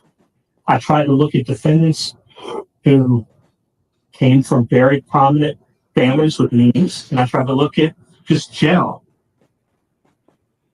One of the ones that struck me the most is Commonwealth versus Ricky Kelly from Louisville.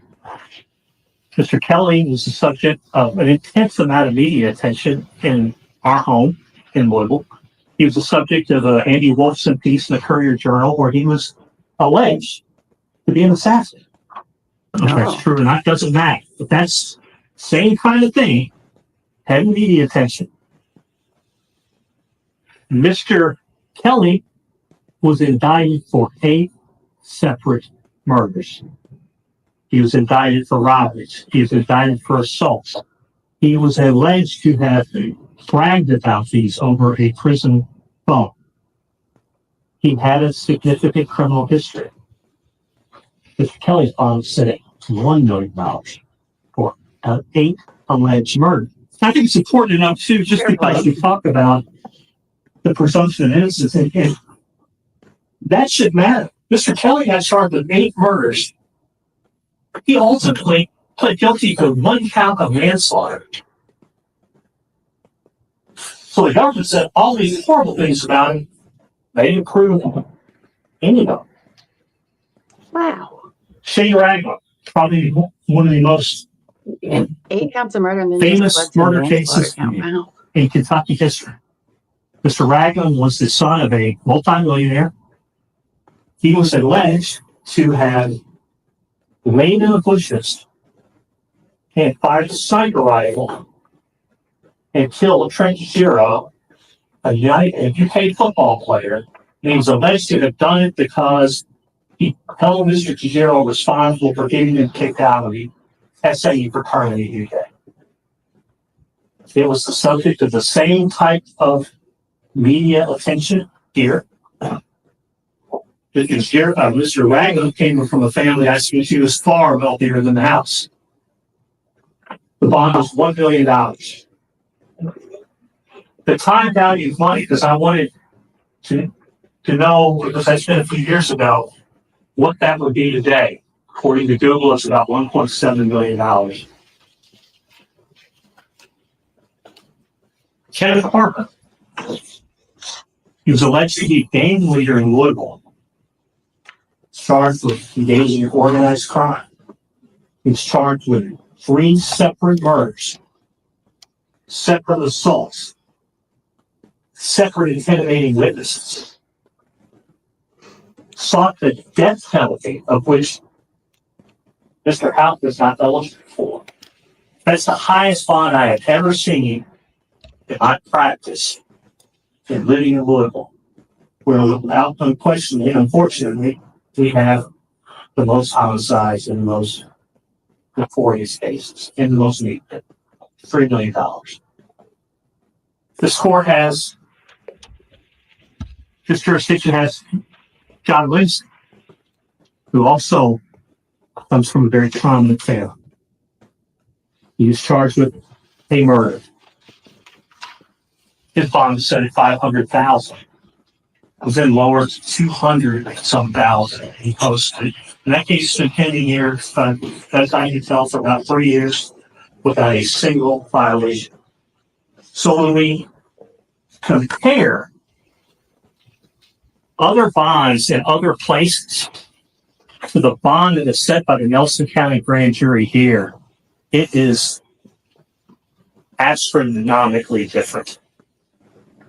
There's, with all due respect to the grand jury, there's just no way to intellectually justify that bond.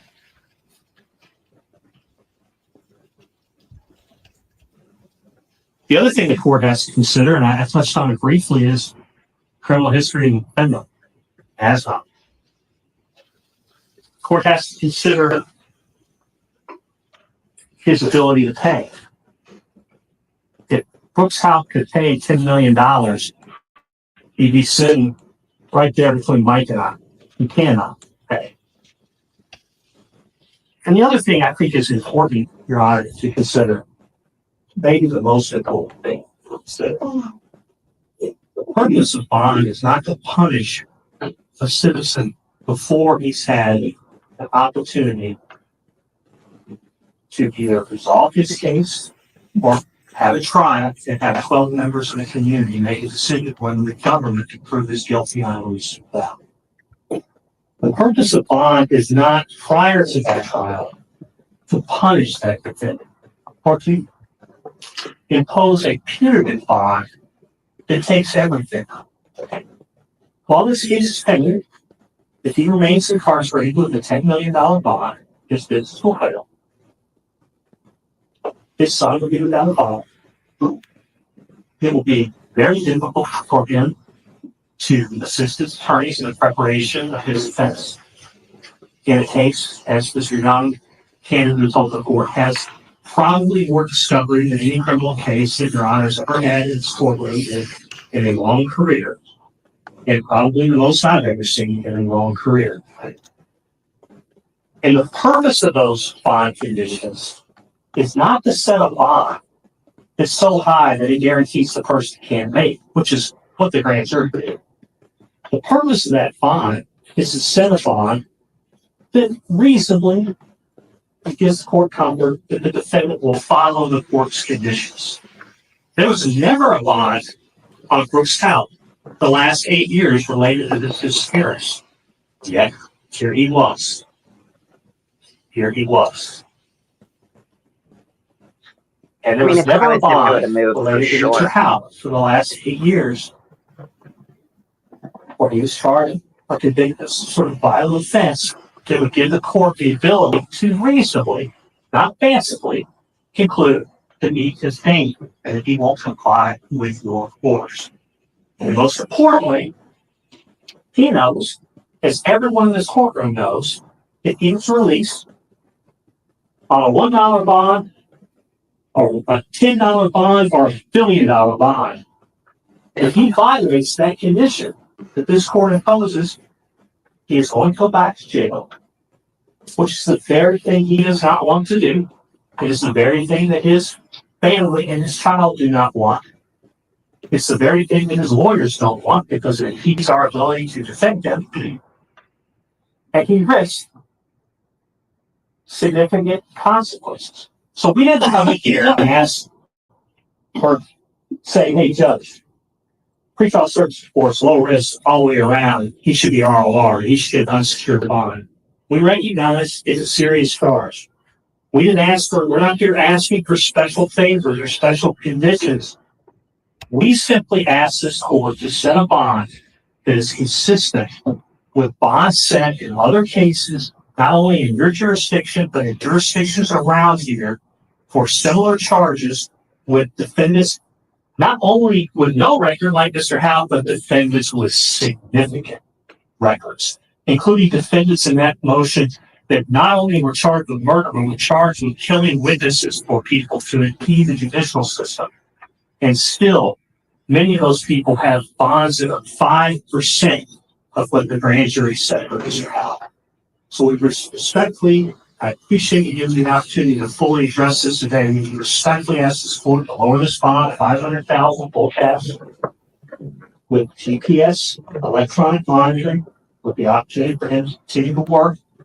That gives the court even further. I don't think pretrial services they should need it, but that gives the court even further assurances of where Mr. Houck is at all times. You'll know where he is. If he fancifully takes off for Florida because he wants to go fishing, they'll know it. You can put him in jail. That's not going to happen. But you'll know exactly where he is in every step of the day with that GPS mark. Thank you. Yes, briefly, You brought up some good points. The Memphis court, the judge, I just want to address the stuff. First of all, one thing that Mr. Butler said, I almost grew up calling Brian and then it was mayor. So Mr. Butler was talking to Ricky Kelly. Ricky Kelly, I'm familiar with the case. I know Mr. Butler's familiar with the case. His case, he did plead guilty to manslaughter because the witness was guilty. Oh. The murder. Did you hear that about the first guy they talked to, Kelly? Was that his last name? The one that had like been charged with 8 murders. The reason he pled to manslaughter is because all the witnesses died or were murdered. Oh, I'm gonna have to look that case up. In this jurisdiction and then state Kentucky's a capital offense. He could be held without law. Brian and Mr. Butler, defense counsel, does not know if there's aggravators in this case or not. We don't have to call aggravated. But we didn't ask for the bond. We asked for a bond. We asked for a significant bond, the $10 million bond. So we kind of grew up practicing law together. And I can tell you I've never asked for a $10 million bond. Oh, they have friends. This is the first multi-millionaire out prosecuted bond. As spoken by Justice Cooper and Judge Howard, the defendant bears the weight of the night. The grand jury heard this case over several months and issued an indictment. And in open court, concurred with the recommendation of the $10 million bond. And not only concurred with the recommendation of a $10 million bond, some of the jurors thought it should be doubled. It's not punitive. It's not oppressive. And the defendant does have a loving family. And I'm going to come back to how loving that family is. Ooh, there's tea, you guys.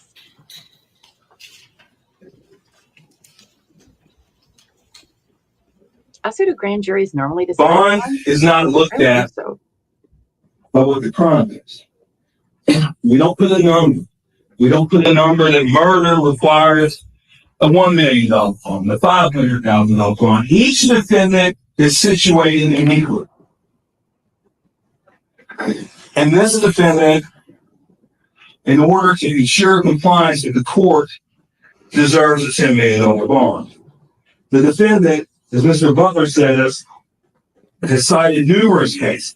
One of the cases he cited was Mr. Houck's co-defendant, Joseph Lawrence, who's indicted on a Class B felony, criminal conspiracy to commit murder, with the defendant. His bond was set at $500,000. Mr. Lawson's only sole possession is a truck. He was found naked in his only possession and arrested. He's remained incarcerated, mostly medically treated while he's been incarcerated, but he's dead. By the way, he was just, I don't know if this is hard for you guys to hear. It kind of still is for me, so I'm just going to pause it just so we pick the highlights here. But he just said that Joseph Lawson, who was arrested, just a month or so ago for conspiracy to commit murder, that guy, that he was arrested, found naked in his truck. He lives in his truck as a paraplegic and was found naked when they went to arrest him. And he's been having medical treatment since then. But oof, not a good sight to log in on. $100,000 to Joseph Lawrence is $10 million. It might as well be $10 million.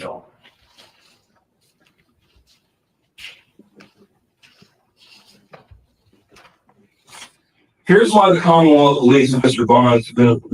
Houck's bond has been appropriately set and was recommended by the citizens of Nelson County. As stated by the Court of Appeals in 1971, the Kentucky Supreme Court at the time, it's Long versus Hamilton.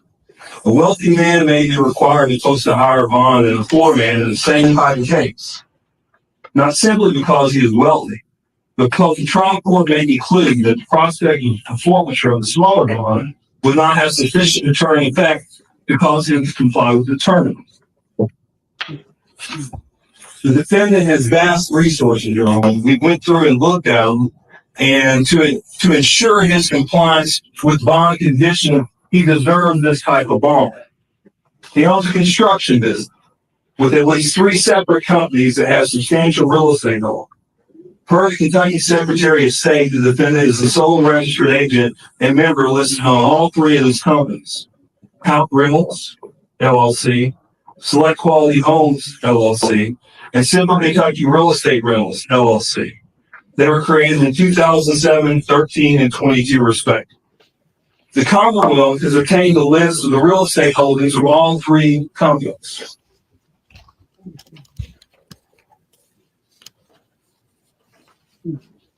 So that's why there are IRS agents there.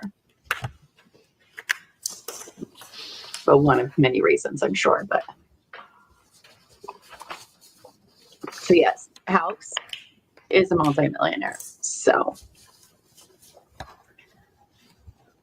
but he had a hard time paying his $353 fine the year before. But whatever.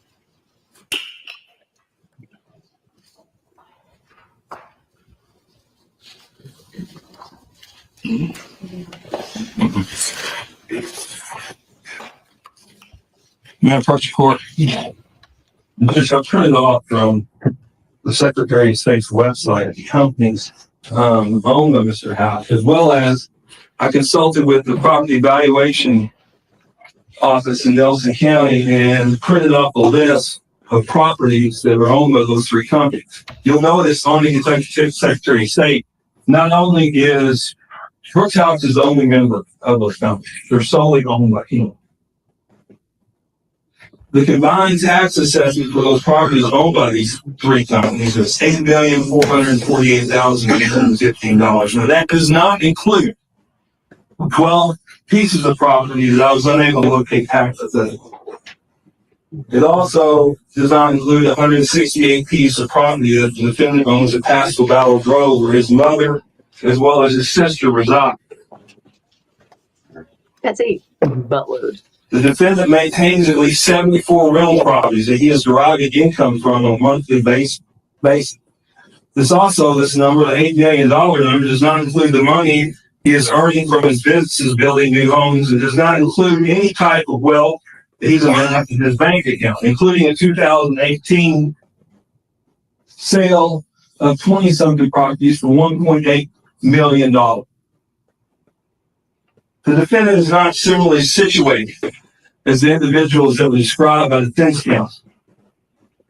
Simply stated, the defendant, $10 million for the defendant is a fair bond. Somebody with this vast amount of resources, $500,000 to an individual who is a multimillionaire, when you are looking at the rest of your life in prison, it's not a lot to pay to influence the case. It's fair. The amount of bond is needed to ensure compliance with these conditions of release. The Commonwealth is asking this court to consider the defendant and his family's behavior during the grand jury proceedings in this matter. Here it goes, guys. The defendant speaks in his motion about his loving support of his family. I completely agree. They've been supported. This court and defense counsel are well aware of the sanctity of grand jury proceedings. So important that Kentucky Supreme Court gave us its own rule. Grand jury proceedings are secret.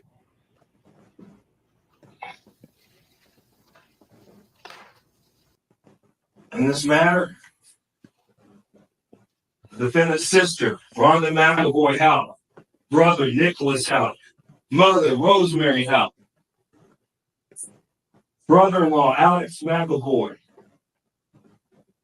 and Rosemary Houck's live-in boyfriend, Larry Vaughn, all recorded, secretly brought in reporters and recorded the grand jury. I've been practicing here, Your Honor, for 25 years in this state. And I have yet, ever, heard of anyone recording a grand jury. I've got copies of the grand jury proceedings as it relates to the one Mr. Houck is involved in. And I will tell Your Honor that I also have a transcript which I provided to Mr. Butler. I will tell you this is an in-house transcript. I'm not asking Your Honor to rely on the transcript. The reason why I'm tendering it is because it has tons of relevant conversations. These are conversations that occur between all 6 members were caught recording their grand jury testimony. Wild. Wild. There's times on it though that it will need to be still because it does contain a grand jury proceeding. The total time of the tape is nearly 5 hours. The first 2 hours of it is interaction between Mr. Brooks' house and his sister, where they talk about Brooks' house, shows her how to run the report, tells her he wants a tape of it. The question is why? This was in July. Miss Houck, Rosemary Houck, as well as Nicholas Houck, testified July 15, the same month of the murder of Crystal Houck. The sister was in. Yeah, you guys remember how Nick had to go testify in front of the grand jury? And that's when they took his like cop car and stuff. And you're like, this guy's being weird. That day. That's when. Around that time, right after Crystal disappears. His whole family decides to record all the testimony in the grand jury, which is unheard of and wild. Like, not even in the conference today, you guys. Okay. Also, hi, Simone. Hope you're doing great today, babes. 2016. The question is why? I think everyone in this courtroom knows why. To make sure everyone's story is consistent. As been stated before, the truth will set you free. The problem in this matter is yes, the truth the whole will family. imprison Brooks Houck. And we're asking Your Honor to keep the bottom safe. Ask briefly, just One out here. Certainly, one of the things the court is concerned about in this case is obviously it's reasonable to assure its adherence, but also the safety of any witnesses. Commonwealth wanting to go anywhere with any other investigations that are going on in regard to this matter? Yes, we are. Judge, I see that work. I will tell Your Honor, we're investigating the murder of Tommy Bell that investigating the murder of Could Tommy Ballard. potentially be related to this. Then we're waiting for testing to come back on the firearm we believe was used to murder Tommy Ballard. A firearm that we purchased from Nicholas Houck, who was using a fake name when he sold the right. We know it's the same caliber. There's 5 criteria that they're looking at, and so far it's matched 4 of the 5 criteria. And we would ask if Your Honor does rank the bond, and I'll provide a list of witnesses to the court as well as to defense counsel. We would ask for GPS monitoring. We would ask for no contact with the Ballard family. Because they're sometimes asking. And we would if ask for no someone knows contact them. by the Houck family. I'm It's not talking not about that defense weird. counsel or any investigators they have of any witnesses. Big color, there's just one last opportunity. I promise you. So by the way, I don't know if you guys heard the ending there of the prosecutor. One, the judge asked him, we'll get into that later, if there was anything other investigations going on. All right. So Young says, yeah, as a matter of fact, we are currently investigating the death of Tommy Ballard, and we have the gun that we believe was used to murder him. It meets 4 out of the 5 criteria. It's still being tested, but we believe it's that gun. And we got that gun because we had somebody go undercover and purchase that gun from Nick Houck, who sold the undercover officer the gun with a fake name, which is, one, you should know better. You were a former police officer. Weird that you would use a fake name. But so those were 2 very big bombshells there. Now, they are just saying the test, they're still waiting on the testing for that. But wow. Between that and the grand jury, recording the grand jury, that's not great. Mm-mm. Okay. All right. Sorry, dude, but it's the easiest thing for that. I do not object to you know about that. Particularly how family got standard that's appropriate. I'm sure neither side will say about that. We do not object to this young's request. Have no contact with them. They since you identify as mine. Yeah, I found it more simple stuff than the rest of the say. That's it for the GPS monitor flood because the court has to fashion what is a reasonable bond for certain compliance. My thought being that GPS monitoring was I don't think there's any proof whatsoever flight is, but you didn't know if he leaves. But if there is an allegation that he has contacted someone he's not supposed to, all you gotta do is on the computer. So I think you have to see. Number 1. Number 2. I can't address anything Mr. Young said about the underlying facts or of his case. The allegation that Mr. Houck wanted to hear what was said in 2015 in the grand jury. There's 2 ways to look at that. That's the problem. One way to look at that is exactly what Mr. Young said. You want to know what's being said because you did something wrong. The other way you look at that is law enforcement, local law enforcement, comes out and says you're the prime suspect and releases evidence and gets you excoriated on podcasts and medias and signs in yards. Whom in their right mind wouldn't want to know what was being said?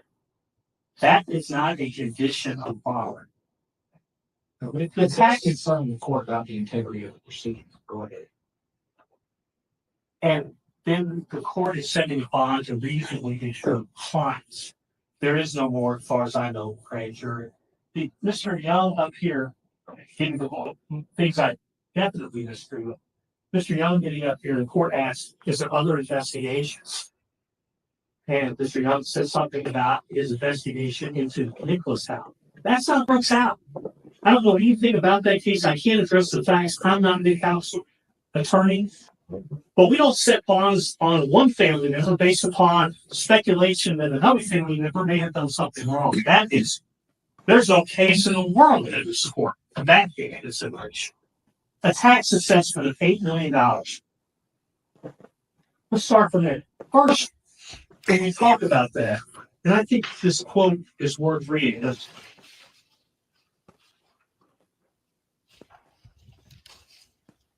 from the United States Supreme Court, Sack versus Boyle.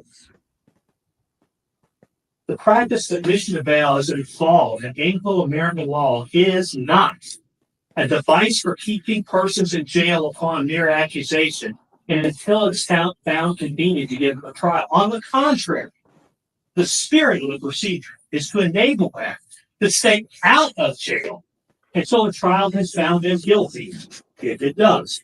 Without this conditional prison, even those wrongfully accused are punished by appearing in prison while awaiting trial. They're handicapped in consulting counsel, in searching for evidence and witnesses, and preparing a defense. And in this case, they're handicapped because his business will fail. And we can say, you know what? If they prove him guilty, I don't see how his his business business fails as a consequence, then the court would say that is a consequence of your actions if he's proven guilty beyond a reasonable doubt. But if he is not proven guilty beyond a reasonable doubt, that is a taking of epic proportions. It is destroying his livelihood and his life prior to any decision as to whether he's guilty. Mr. Young talked about if this is a fair bond. $8 million is what you said in tax assessment on properties. You can't post a property. You would have to go to a financial institution and attempt to get a loan to pay a cash bond. $8 million does not equal $10 million. If you even could get a loan, and I suspect to you, that's going to be a difficult proposition for any person facing a charge.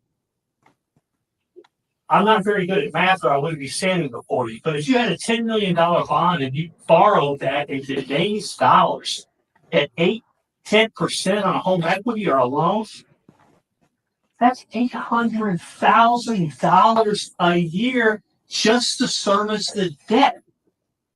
Wow. That is, by definition, under the United States Constitution and the Kentucky Constitution, that's excessive and is punitive. Mr. Young said you could be held without a bond. It's a capital offense. Well, there is no capital offense charged here. Number one, there's no aggravated charged here. There's no filing of notice charged here. And he conveniently left out the part that if you try to hold someone without bond, then the burden is on the Commonwealth to present evidence, significant evidence, about why there should be no bond. And finally, and most importantly, Mr. Young said the grand jury recommended the bond, and they recommended more. A grand jury is presenting one side of the story. And that's not a criticism of Mr. Young, but that's the way it is. The prosecutor runs the grand jury. The prosecutor decides who's going to be called from the grand jury. The prosecutor decides what questions are going to be asked. No one is subject to cross-examination. The defendant is given an opportunity to present whatever witnesses, because the defendant doesn't know people what evidence they have. That's a one-sided process. And it's more, and very importantly, it's made up of citizens who may be doing their very best to make the best decision they can, but they don't have what I'm going to call corporate knowledge about the judicial system. Neither does the Houck family or the Ballard family or even the spectators here, because they're not here every day like we are. They don't see cases come and go like we do. They don't see other cases and know that a bond is typically in a murder case. And Mr. Young, you really skipped over. I didn't just list people without needs. I listed people that are incredibly wealthy. I listed Joseph Famous in that. Was the son of a very prominent political family. $1 million for allegedly killing someone and burying their body in a basement. As I'm going to keep repeating, I mentioned this for Raggedy. Read on the awful thing, $1 million bond for assassination. I mentioned this for Posey. What we are asking is consistent with other cases. It's consistent with his lack of criminal history and his ties to this community. So we respectfully ask the court to grant fondly pursuant to our motion, our request. Take What I'm going to do, I've been handed a whole stack of documents here. I got one more too. I ain't blind. I got to give you about an answer about it. It's just a summary of the rules. You may not have to look at all. What the court will do is the court will take this matter under submission and withdraw to bond, get out written as soon as I can. I do need an opportunity to review what I've been handed up here today, so I'll do that as quickly as I can. We'll reconvene then, unless you all have a motion you all wish to take up prior to that date. February 8th at 1 o'clock. Yes, sir. Thank you all. Okay, so that's the end of that. So I think it is absolutely wild. I don't know if this is in all states or not, but apparently here in Kentucky, the grand jury gets to decide on the bail amount. Like, I have to agree with the defense there. Why do they get it? That's insane. They don't even know the logistics. And then a judge signs off of it. Specifically, that judge actually signed off on that. I don't know if that's the way it is here, but I'm going to look into it. You guys should look into it too, because that just seems... I mean, I think the defense raised some good points in regards to, previous cases, high profile cases. That 10 million is quite the ask, the highest almost in the state's history. But then, right, the prosecution comes in with these wild bombshells that the whole grand jury testimony was taped by several members of the Houck family. And that apparently they believe they have the gun that was used to kill Tommy Ballard, and that it was bought from Nick Houck, who was using a fake name to sell it. Now, some of you may be wondering, Llama, isn't it illegal to record a grand jury? Yes, it is illegal to record any grand jury proceedings because they are secret. I have lots of issues with grand juries, but either way, it is illegal to record them. Now, this is where we're all going to get mad, okay? So the Kentucky law dictates a 1-year statute of limitations on the misdemeanor charge of knowingly recording or disclosing grand jury proceedings. That's right, just 1 year. That's all that has to pass, and then you can't be charged for it. Meaning that the 8-year-old tapes were discovered too late for the Houck family to face criminal charges. Yes, they found these recording tapes in the search, and no one can be charged because of the statute of limitations. I think that's wild, but okay. Quote, it was so hard to hear that in court and then learn they aren't going to be punished for that, Sherry Ballard said. It's not the victim's fault that it took that long. The victim is the one who pays for that in the long run, and that's not fair. I'm going to have to agree with you on that, Sherry. That seems wild. There's something that's so sacred, as they like to call it, and secretive. It's only a 1-year statute of limitations. That's wild, but okay. I mean, and it's a misdemeanor. Like, is that really discouraging people from doing that? I don't know. Now, Till Ballard, that's Tommy's father, said it felt real good to hear that the Nick Houck bombshell in the courtroom. Quote, we thought it all along, but after Prosecutor Shane made that statement, we feel a lot better, and I think it won't be too long. I'm hoping he'll be the next one arrested. I mean, the family did not know that. They didn't know either one of those things until it came up in court. So what did the judge rule? Well, let's see. So on October 9th, Judge Sims ruled not to reduce Brooks Houck's $10 million bond, stating that Houck's bond is reasonable to assure Brooks' appearance, to adequately protect cooperating witnesses and other individuals associated with this case, and to better assure the integrity of this proceedings. That was his reasons for that. Now, in his ruling, Judge Sims noted that although he has never issued a bond as high as Houck's, he believes Brooks has access to substantial financial resources. Absolutely. The state records indicate Houck owns 3 businesses and 83 properties in Nelson County. 66 of those are worth roughly $8.5 million alone. And that's not including what they say, like 74 that he gets rent from every month. Like, and the defense kept being like, he's gonna lose his business. He's gonna lose his whole business and everything. But he has 3 businesses. He doesn't have anybody there in case something happens to him that can run it too. I mean, if not, that's just bad business, really. I mean, he's been doing this for a while. There has to be other people that can run things. It can't all just be him. I don't know. I'm like, oh, okay, sure. Now, Judge Sims said, although Houck isn't responsible for his brother's actions, referring to the potential link that Nick is connected to Tommy Ballard's death, it is apparent that Nick has provided ongoing assistance to his brother. Although this court will not speculate about a motive for killing Tommy, it is extremely alarming as to why Nick may have been selling the same caliber firearm that matches 4 of the 5 criteria being used in Tommy's shooting, Sim writes. The judge said Nick Houck was also caught attempting to record his grand jury testimony, as were other members of the Houck's family. In the order, it also gives a snippet of the grand jury recordings recorded by numerous Houck family members. It says, on that recording, there is a conversation between a male and a female. The male starts the equipment and states that Nicholas can find it. While the female is waiting to testify, she expresses concern as to whether the device would start beeping. The male then reassures her by stating it's got brand new batteries in it.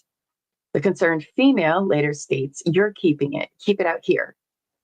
The male responds, no, we need to hear it. And the Commonwealth contends that the male voice on that recording belongs to Brooks Houck. Now, ultimately, Sims said he wanted both sides to receive a fair and impartial trial. Quote, the integrity of the entire proceeding is at stake when someone deliberately violates the rules of criminal procedure, he said.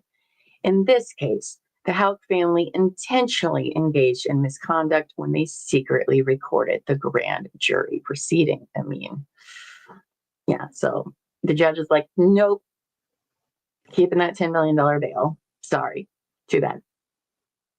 Now, on October 10th, just a few days later, Rosemary Houck, that lady there, withdraws her custody request from the child Brooks and Crystal share. That's right. I wonder why that is. Not great. Now, October 24th, the defense files an affidavit to disqualify Judge Sims based on bias. All right. So in the 53-page document that I read all of last night, the defense gives several reasons why Judge Charles Sims III should be taken off the case. The first reason should sound familiar to you guys. So reason number 1, in Crystal Maupin's custody case in 2017, remember we talked about that? Judge Sims presided over that case and wrote the following. This court is simply astonished that Crystal would want a relationship with a man, Brooks Houck, who is the prime suspect in the disappearance and presumed death of his previous girlfriend. Yeah, you remember when we all read that together? And we're like, pay attention. I feel like this is going to come back, and it sure does, with the same judge. Okay, but remember, this is not Brooks. That is not a case actually involving him. That was between Crystal Maupin and her ex. He was just mentioned because the ex did not want their son around him for pretty valid reasons. But so based on the contempt for Mr. Houck as expressed in this family court order written 6 years before Mr. Houck was even charged, it is clear that Judge Sims has prejudiced Mr. Houck's guilt and is not and could not possibly be impartial. Interesting. Oh, I didn't see over here. You said Simone Miller says, my brother lives in Kentucky and he says there's no due process of law there. And he owns all the real estate there. And that was a while back too when he got those properties. So yeah, they own a lot of stuff there now. Now, the second reason they wanted to disqualify the judge is because on October 5th, 2023, the hearing we just listened to on Mr. Houck's bond reduction. So after the special prosecutor completed his argument in opposition to Mr. Houck's motion, Judge Sims solicited information relating to other investigations, which he clearly had been privy to since he presided over the grand jury, as a basis to justify an oppressive and unconstitutional bond in this case. It was this unsolicited question that led directly to inflammatory and ultimately irrelevant claims about Nick Houck. I mean, he did get a little smirk on his face when he asked about it too. It was kind of weird. But just funny. There's also an interesting footnote in this part of their motion. So the footnote says, the firearm in question is currently undergoing testing, and the Commonwealth claimed that testing has already determined the presence of 4 of the 5 criteria needed for matching this gun to the one used in Tommy Ballard's killing. It is worth noting that these sensational allegations were announced in open court prior to the affiants having the opportunity to review a single page of discovery. Since then, the affiants have learned that this gun has already been tested once by the Kentucky State Police and twice by the FBI. On each occasion, the test came back as inconclusive. Regardless, this has nothing to do with Brooks Houck, which I thought was interesting, right?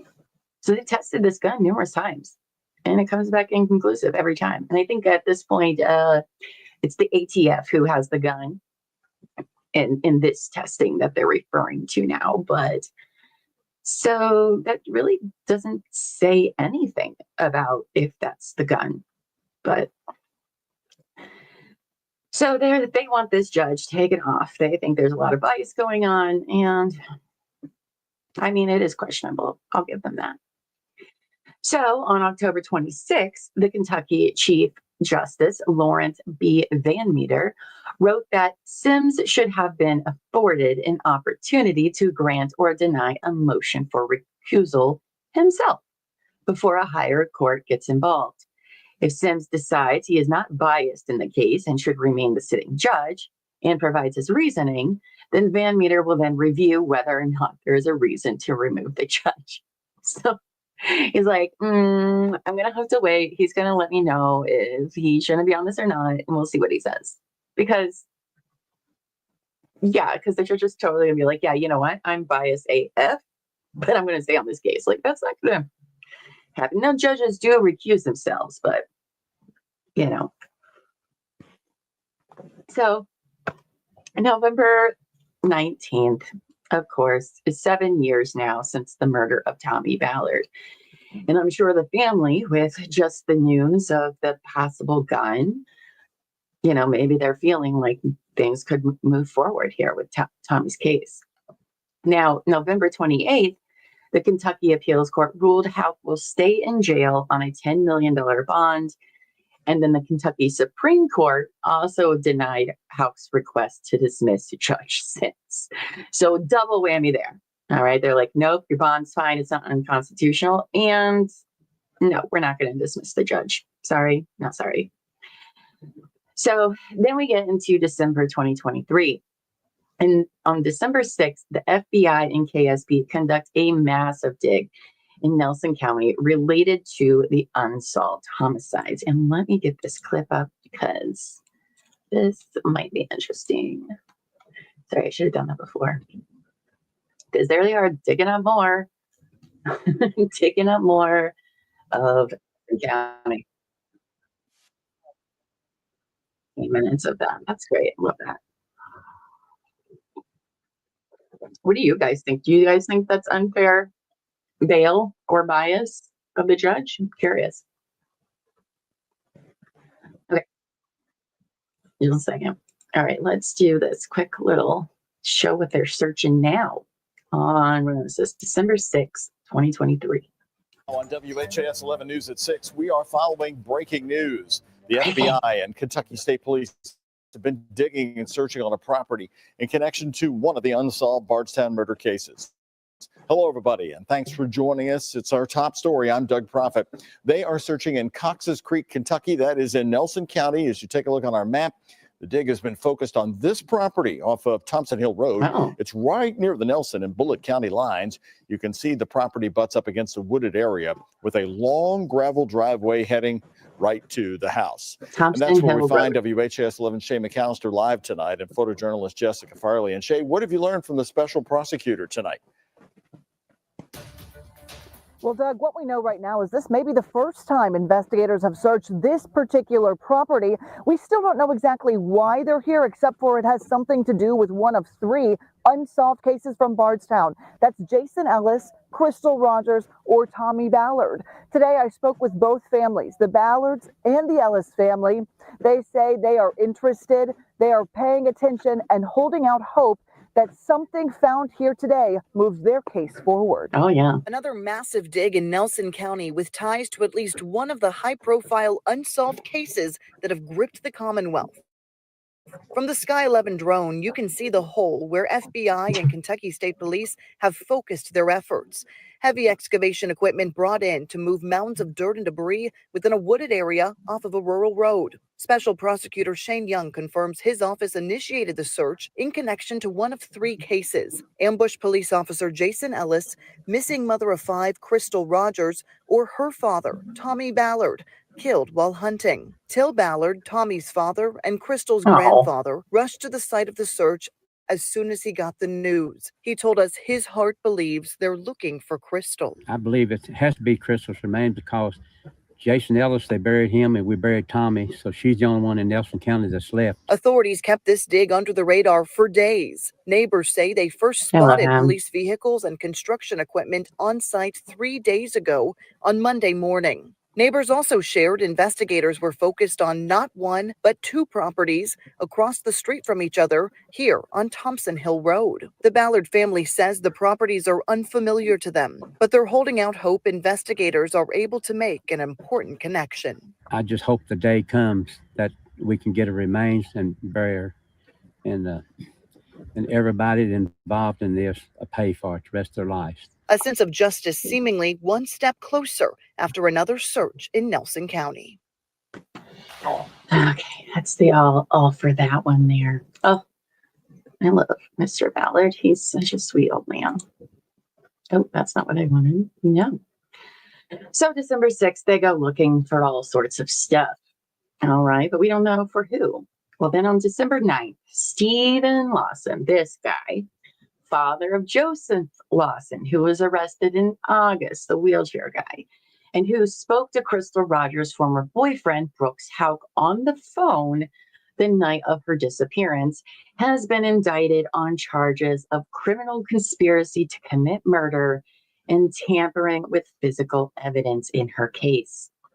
Now, according to the indictment, Mr. Lawson agreed to aid 1 or more persons in the planning or commission of the death of another, and then destroyed, mutilated, concealed, removed, or altered physical evidence on July 3rd or July 4th, 2015, when Ms. Rogers vanished.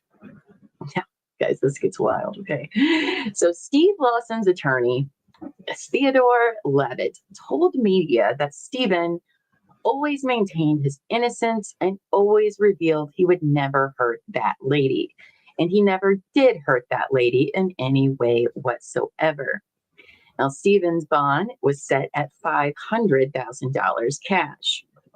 Now, Stephen's name should ring a bell from Brooks Houck's police interview a few days after Crystal disappeared. Steve had called Brooks a little after midnight on July 4th for just a few seconds. It was like 13 seconds or something like that. Brooks said that Steve Lawson works for him and he couldn't remember why Stephen had called him so late.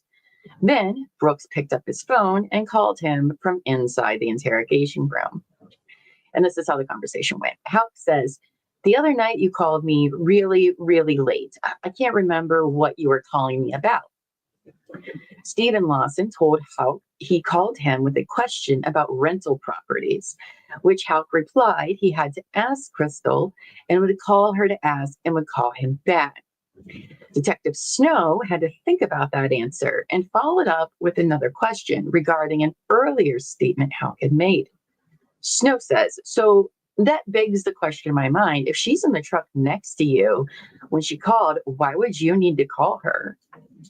Now, on November 21st, the Nelson County Sheriff's Office met with Steven Lawson along Thompson Hill Road. That's where they just did this dig-out that we just watched in Cox Creek. Steve states he saw Joseph, his son, and another man at this location on July 4th, 2015, digging and burning along with construction equipment and large amounts of wood in a hole. So that explains the secret search that they just did. Was apparently Steven took them out there and was like, "Hey, this is where I saw this thing." And my guess is that they found a whole lot of nothing. And they decided they were going to arrest Steven. And I think that's what happened. So on December 13th, we find out that on May 24th of 2023, the grand jury indicted Steven Lawson on a count of tampering with physical evidence. Also on that same day, May 24th, a woman named Rebecca Greer was indicted on perjury. The court records indicate that she and Lawson live at the same address, and Lawson's attorney acknowledged that Lawson's wife's name is Rebecca Greer. The court records in Greer's case list the FBI agent and special prosecutor handling the Crystal Rogers case as handling hers as well. Apparently, everybody likes messing around with grand juries. Either lying, recording, something crazy. So both Greer's case and Lawson's tampering case were initially sealed. Greer's case was unsealed in October when the charge against her was dismissed. Now, Lawson's tampering case was unsealed earlier this month when his complicity to commit murder indictment was filed. So, kind of kept it very quiet from everyone. Now, Greer's indictment states that she was accused of making a material false statement, which she did not believe in an official proceeding while under oath required or authorized by law. The court records in Greer's case are limited and do not give further details on what she was accused of doing. They did show that her bond was initially set at $50,000 cash, though. The records also don't show why prosecutors asked the charge against her be dismissed. This is all very interesting, very interesting. Now, Lawson's attorney, this part blows my mind, you guys. I don't know how I feel about this, but this guy. All right, so Lawson's attorney, Theodore Lavitt, said he didn't know anything about Greer's case and said that he's never represented her. Lavitt said that Lawson has denied involvement in Crystal Rogers' disappearance. His words were, "I didn't harm that girl. I would never harm that girl," Theodore Lavitt said. Okay, that's fine. That's a normal lawyer thing to probably say. Lavitt also said that his client's son, Joseph Lawson, is thought to have driven Crystal Rogers' car to where it was found abandoned in 2015 on the Bluegrass Parkway in Bardstown. So he's saying, yeah, they believe Joseph drove her car. That's why he's in jail, because nobody knows why he's in jail. And this lawyer's like, that's why. Now, Joseph, remember this is Joseph here, was the first person arrested in the Rogers case, and he is charged with conspiracy to commit murder and tampering with physical evidence, just like his dad. Lavitt said that Joseph Lawson got a flat tire while on the Bluegrass Parkway, and that Steven Lawson picked him up there. Quote, "As I understand it, Joseph Lawson drove that vehicle and got as far as west on mile marker 14. I think that's correct. And had a flat tire and called his dad, said he needed some help. His dad came out there and picked him up, brought him back to Bardstown, and dropped him off. Sir, what are you doing? Why are you saying that aloud to everybody right now? Why are you doing that? I don't think that's a good idea. Right? So this lawyer is dropping like all the info bombs that nobody knows yet. And I think that's wild because he just like put his client at the scene. I don't know. I thought it was crazy. All right. So then he goes on to say, my client, Steve Lawson, did what any father would do when his son called and said he had a flat tire. He went out there and picked him up. Oh my God. Levis said he didn't know why Joseph Lawson was driving the car or where he was taking it when it got the flat tire.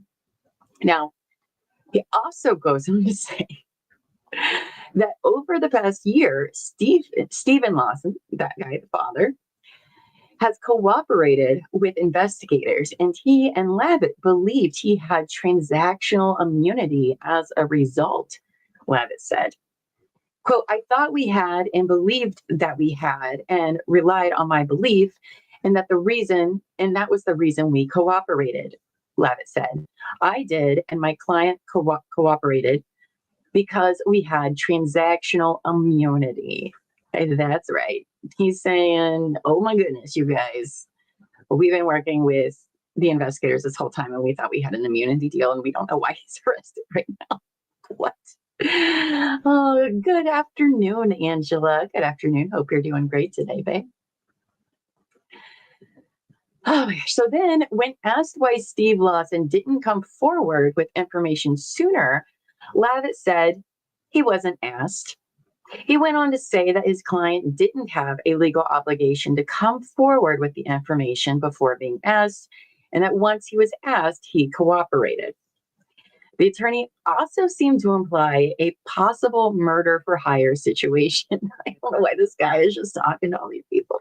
Quote, there likely is, for my knowledge of this case, evidence that there was solicitation, Lavitt said, claiming someone tried to hire a person to kill Rogers. He didn't identify who was behind that alleged effort, but anticipated that state prosecutors would make a heavy effort to prove it. And I know who they're talking about, but we're not there yet. Lavitt said his client used to work for Houck as a part-time employee. Quote, he did some work with a skidder, possibly freshening up ground because Mr. Houck was building houses in the subdivision near the golf course. I know the Commonwealth has been concerned with the use of heavy-duty machinery. I know that. Although Steve Lawson had what his lawyer referred to as a sweetheart deal, specifically that he was out on $50,000 bond for an arrest in May for evidence tampering in exchange for his cooperation, Lavitt believes that more arrests are coming, and that's why his client was arrested last week. Oh boy. Quote, I think it's an attempt by the Commonwealth to screw in more pressure on my client, more pressure than what they've exerted this year, some of it in my presence. A lot of pressure, a lot of heat, a lot of interrogation, heavy duty interrogating. I think this is an attempt to do even more. That is a lot of stuff his lawyer just said publicly, accusing the Commonwealth of, taking their deal back. And apparently, his son drove Crystal's car. And he knew that this whole time. So I don't know. That just seems really weird for a lawyer to say all of that publicly right after their client's arrested. But I'm not a lawyer, so maybe it's normal, but I don't think so. So then on December 18th, Crystal's family files a wrongful death lawsuit against Brooks Houck. The lawsuit seeks damages for one count of a wrongful death, including funeral arrangements, lost earnings, and the pain and mental suffering Rogers suffered before her death. The suit also had 4 counts of loss of consortium, one for each of her children, who are seeking damages for the loss of the familial support of their mother, which they're all grown now except for the little one at this point, or close to being. So now, December 21st, Steve Lawson went to court for his arraignment and pleaded not guilty. And his attorney, Ted Lavitt, requested a bond hearing to reduce or eliminate his bond, which is currently set at $500,000. Now, Roger's grandfather, Till Ballard, said in an interview, quote, "I think Steve Lawson was in the barn with the rest of them when Crystal was murdered, and maybe Joseph too, and Brooks too. I think they were all in the barn. There's other things I can't say, but somebody else was pretty close by too. And I think they'll be indicted too before it's over with. According to the FBI, I think we'll find her remains. I don't know how many people know where her remains are, probably 1, 2, or 3. Now, on December 29th, just a few days before the end of the year, Joseph Lawson filed a motion to reduce his $500,000 bond to $50,000 unsecured, meaning he doesn't pay a bail unless he fails to show up for court.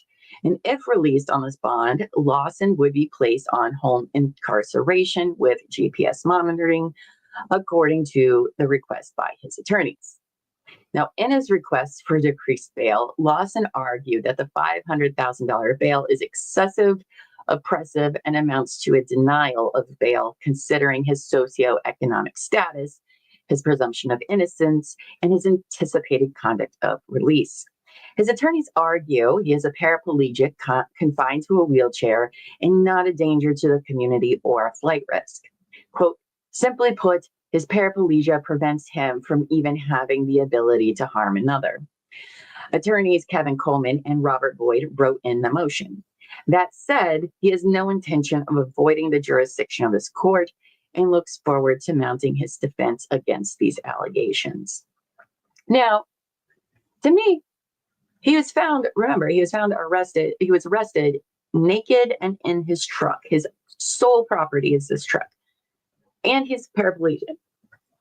I feel like it's almost inhumane to take him out of jail. Like, at least he has somewhere to sleep and is getting medical care, because it didn't sound like things were going good for him before his arrest. And look at how much healthier he looks here. You guys probably can't see it as good, but like, look at him. He looks like a whole different, person. He's put on weight. It seems like jail is healthy for him compared to where he was. Oh, goodness. Well, you guys, that wraps up what we have for Crystal Rogers today. Now I'm going to be getting off here to go work on the next episode, where it's going to take us up to the trial of Steven Lawson. It may cover Steven Lawson's trial too. I don't know. It depends. It takes me a long time to do all this research for one episode. We're at 3 hours. And I wrote for like 13 hours yesterday for 3 hours of material. So we'll see how far I get today. But that is where we are. People have been arrested. There might be some peace given. And we're going to go through all the pre-trial stuff. And the first trial of Steven Lawson, he's the father. And then we'll start diving into the Brooks, Houck, and Joseph Lawson trial that is currently going on right now. So now tomorrow, I won't be available until the afternoon anyway. I'm not sure yet if we're just going to cover, we're probably just going to cover Brian Koberger's plea agreement. Maybe watch that, maybe watch some interviews if any families spoke out or anything like that. We may do a Crystal Rogers thing too. I don't know, because I don't know how long it's going to last, if that long at all.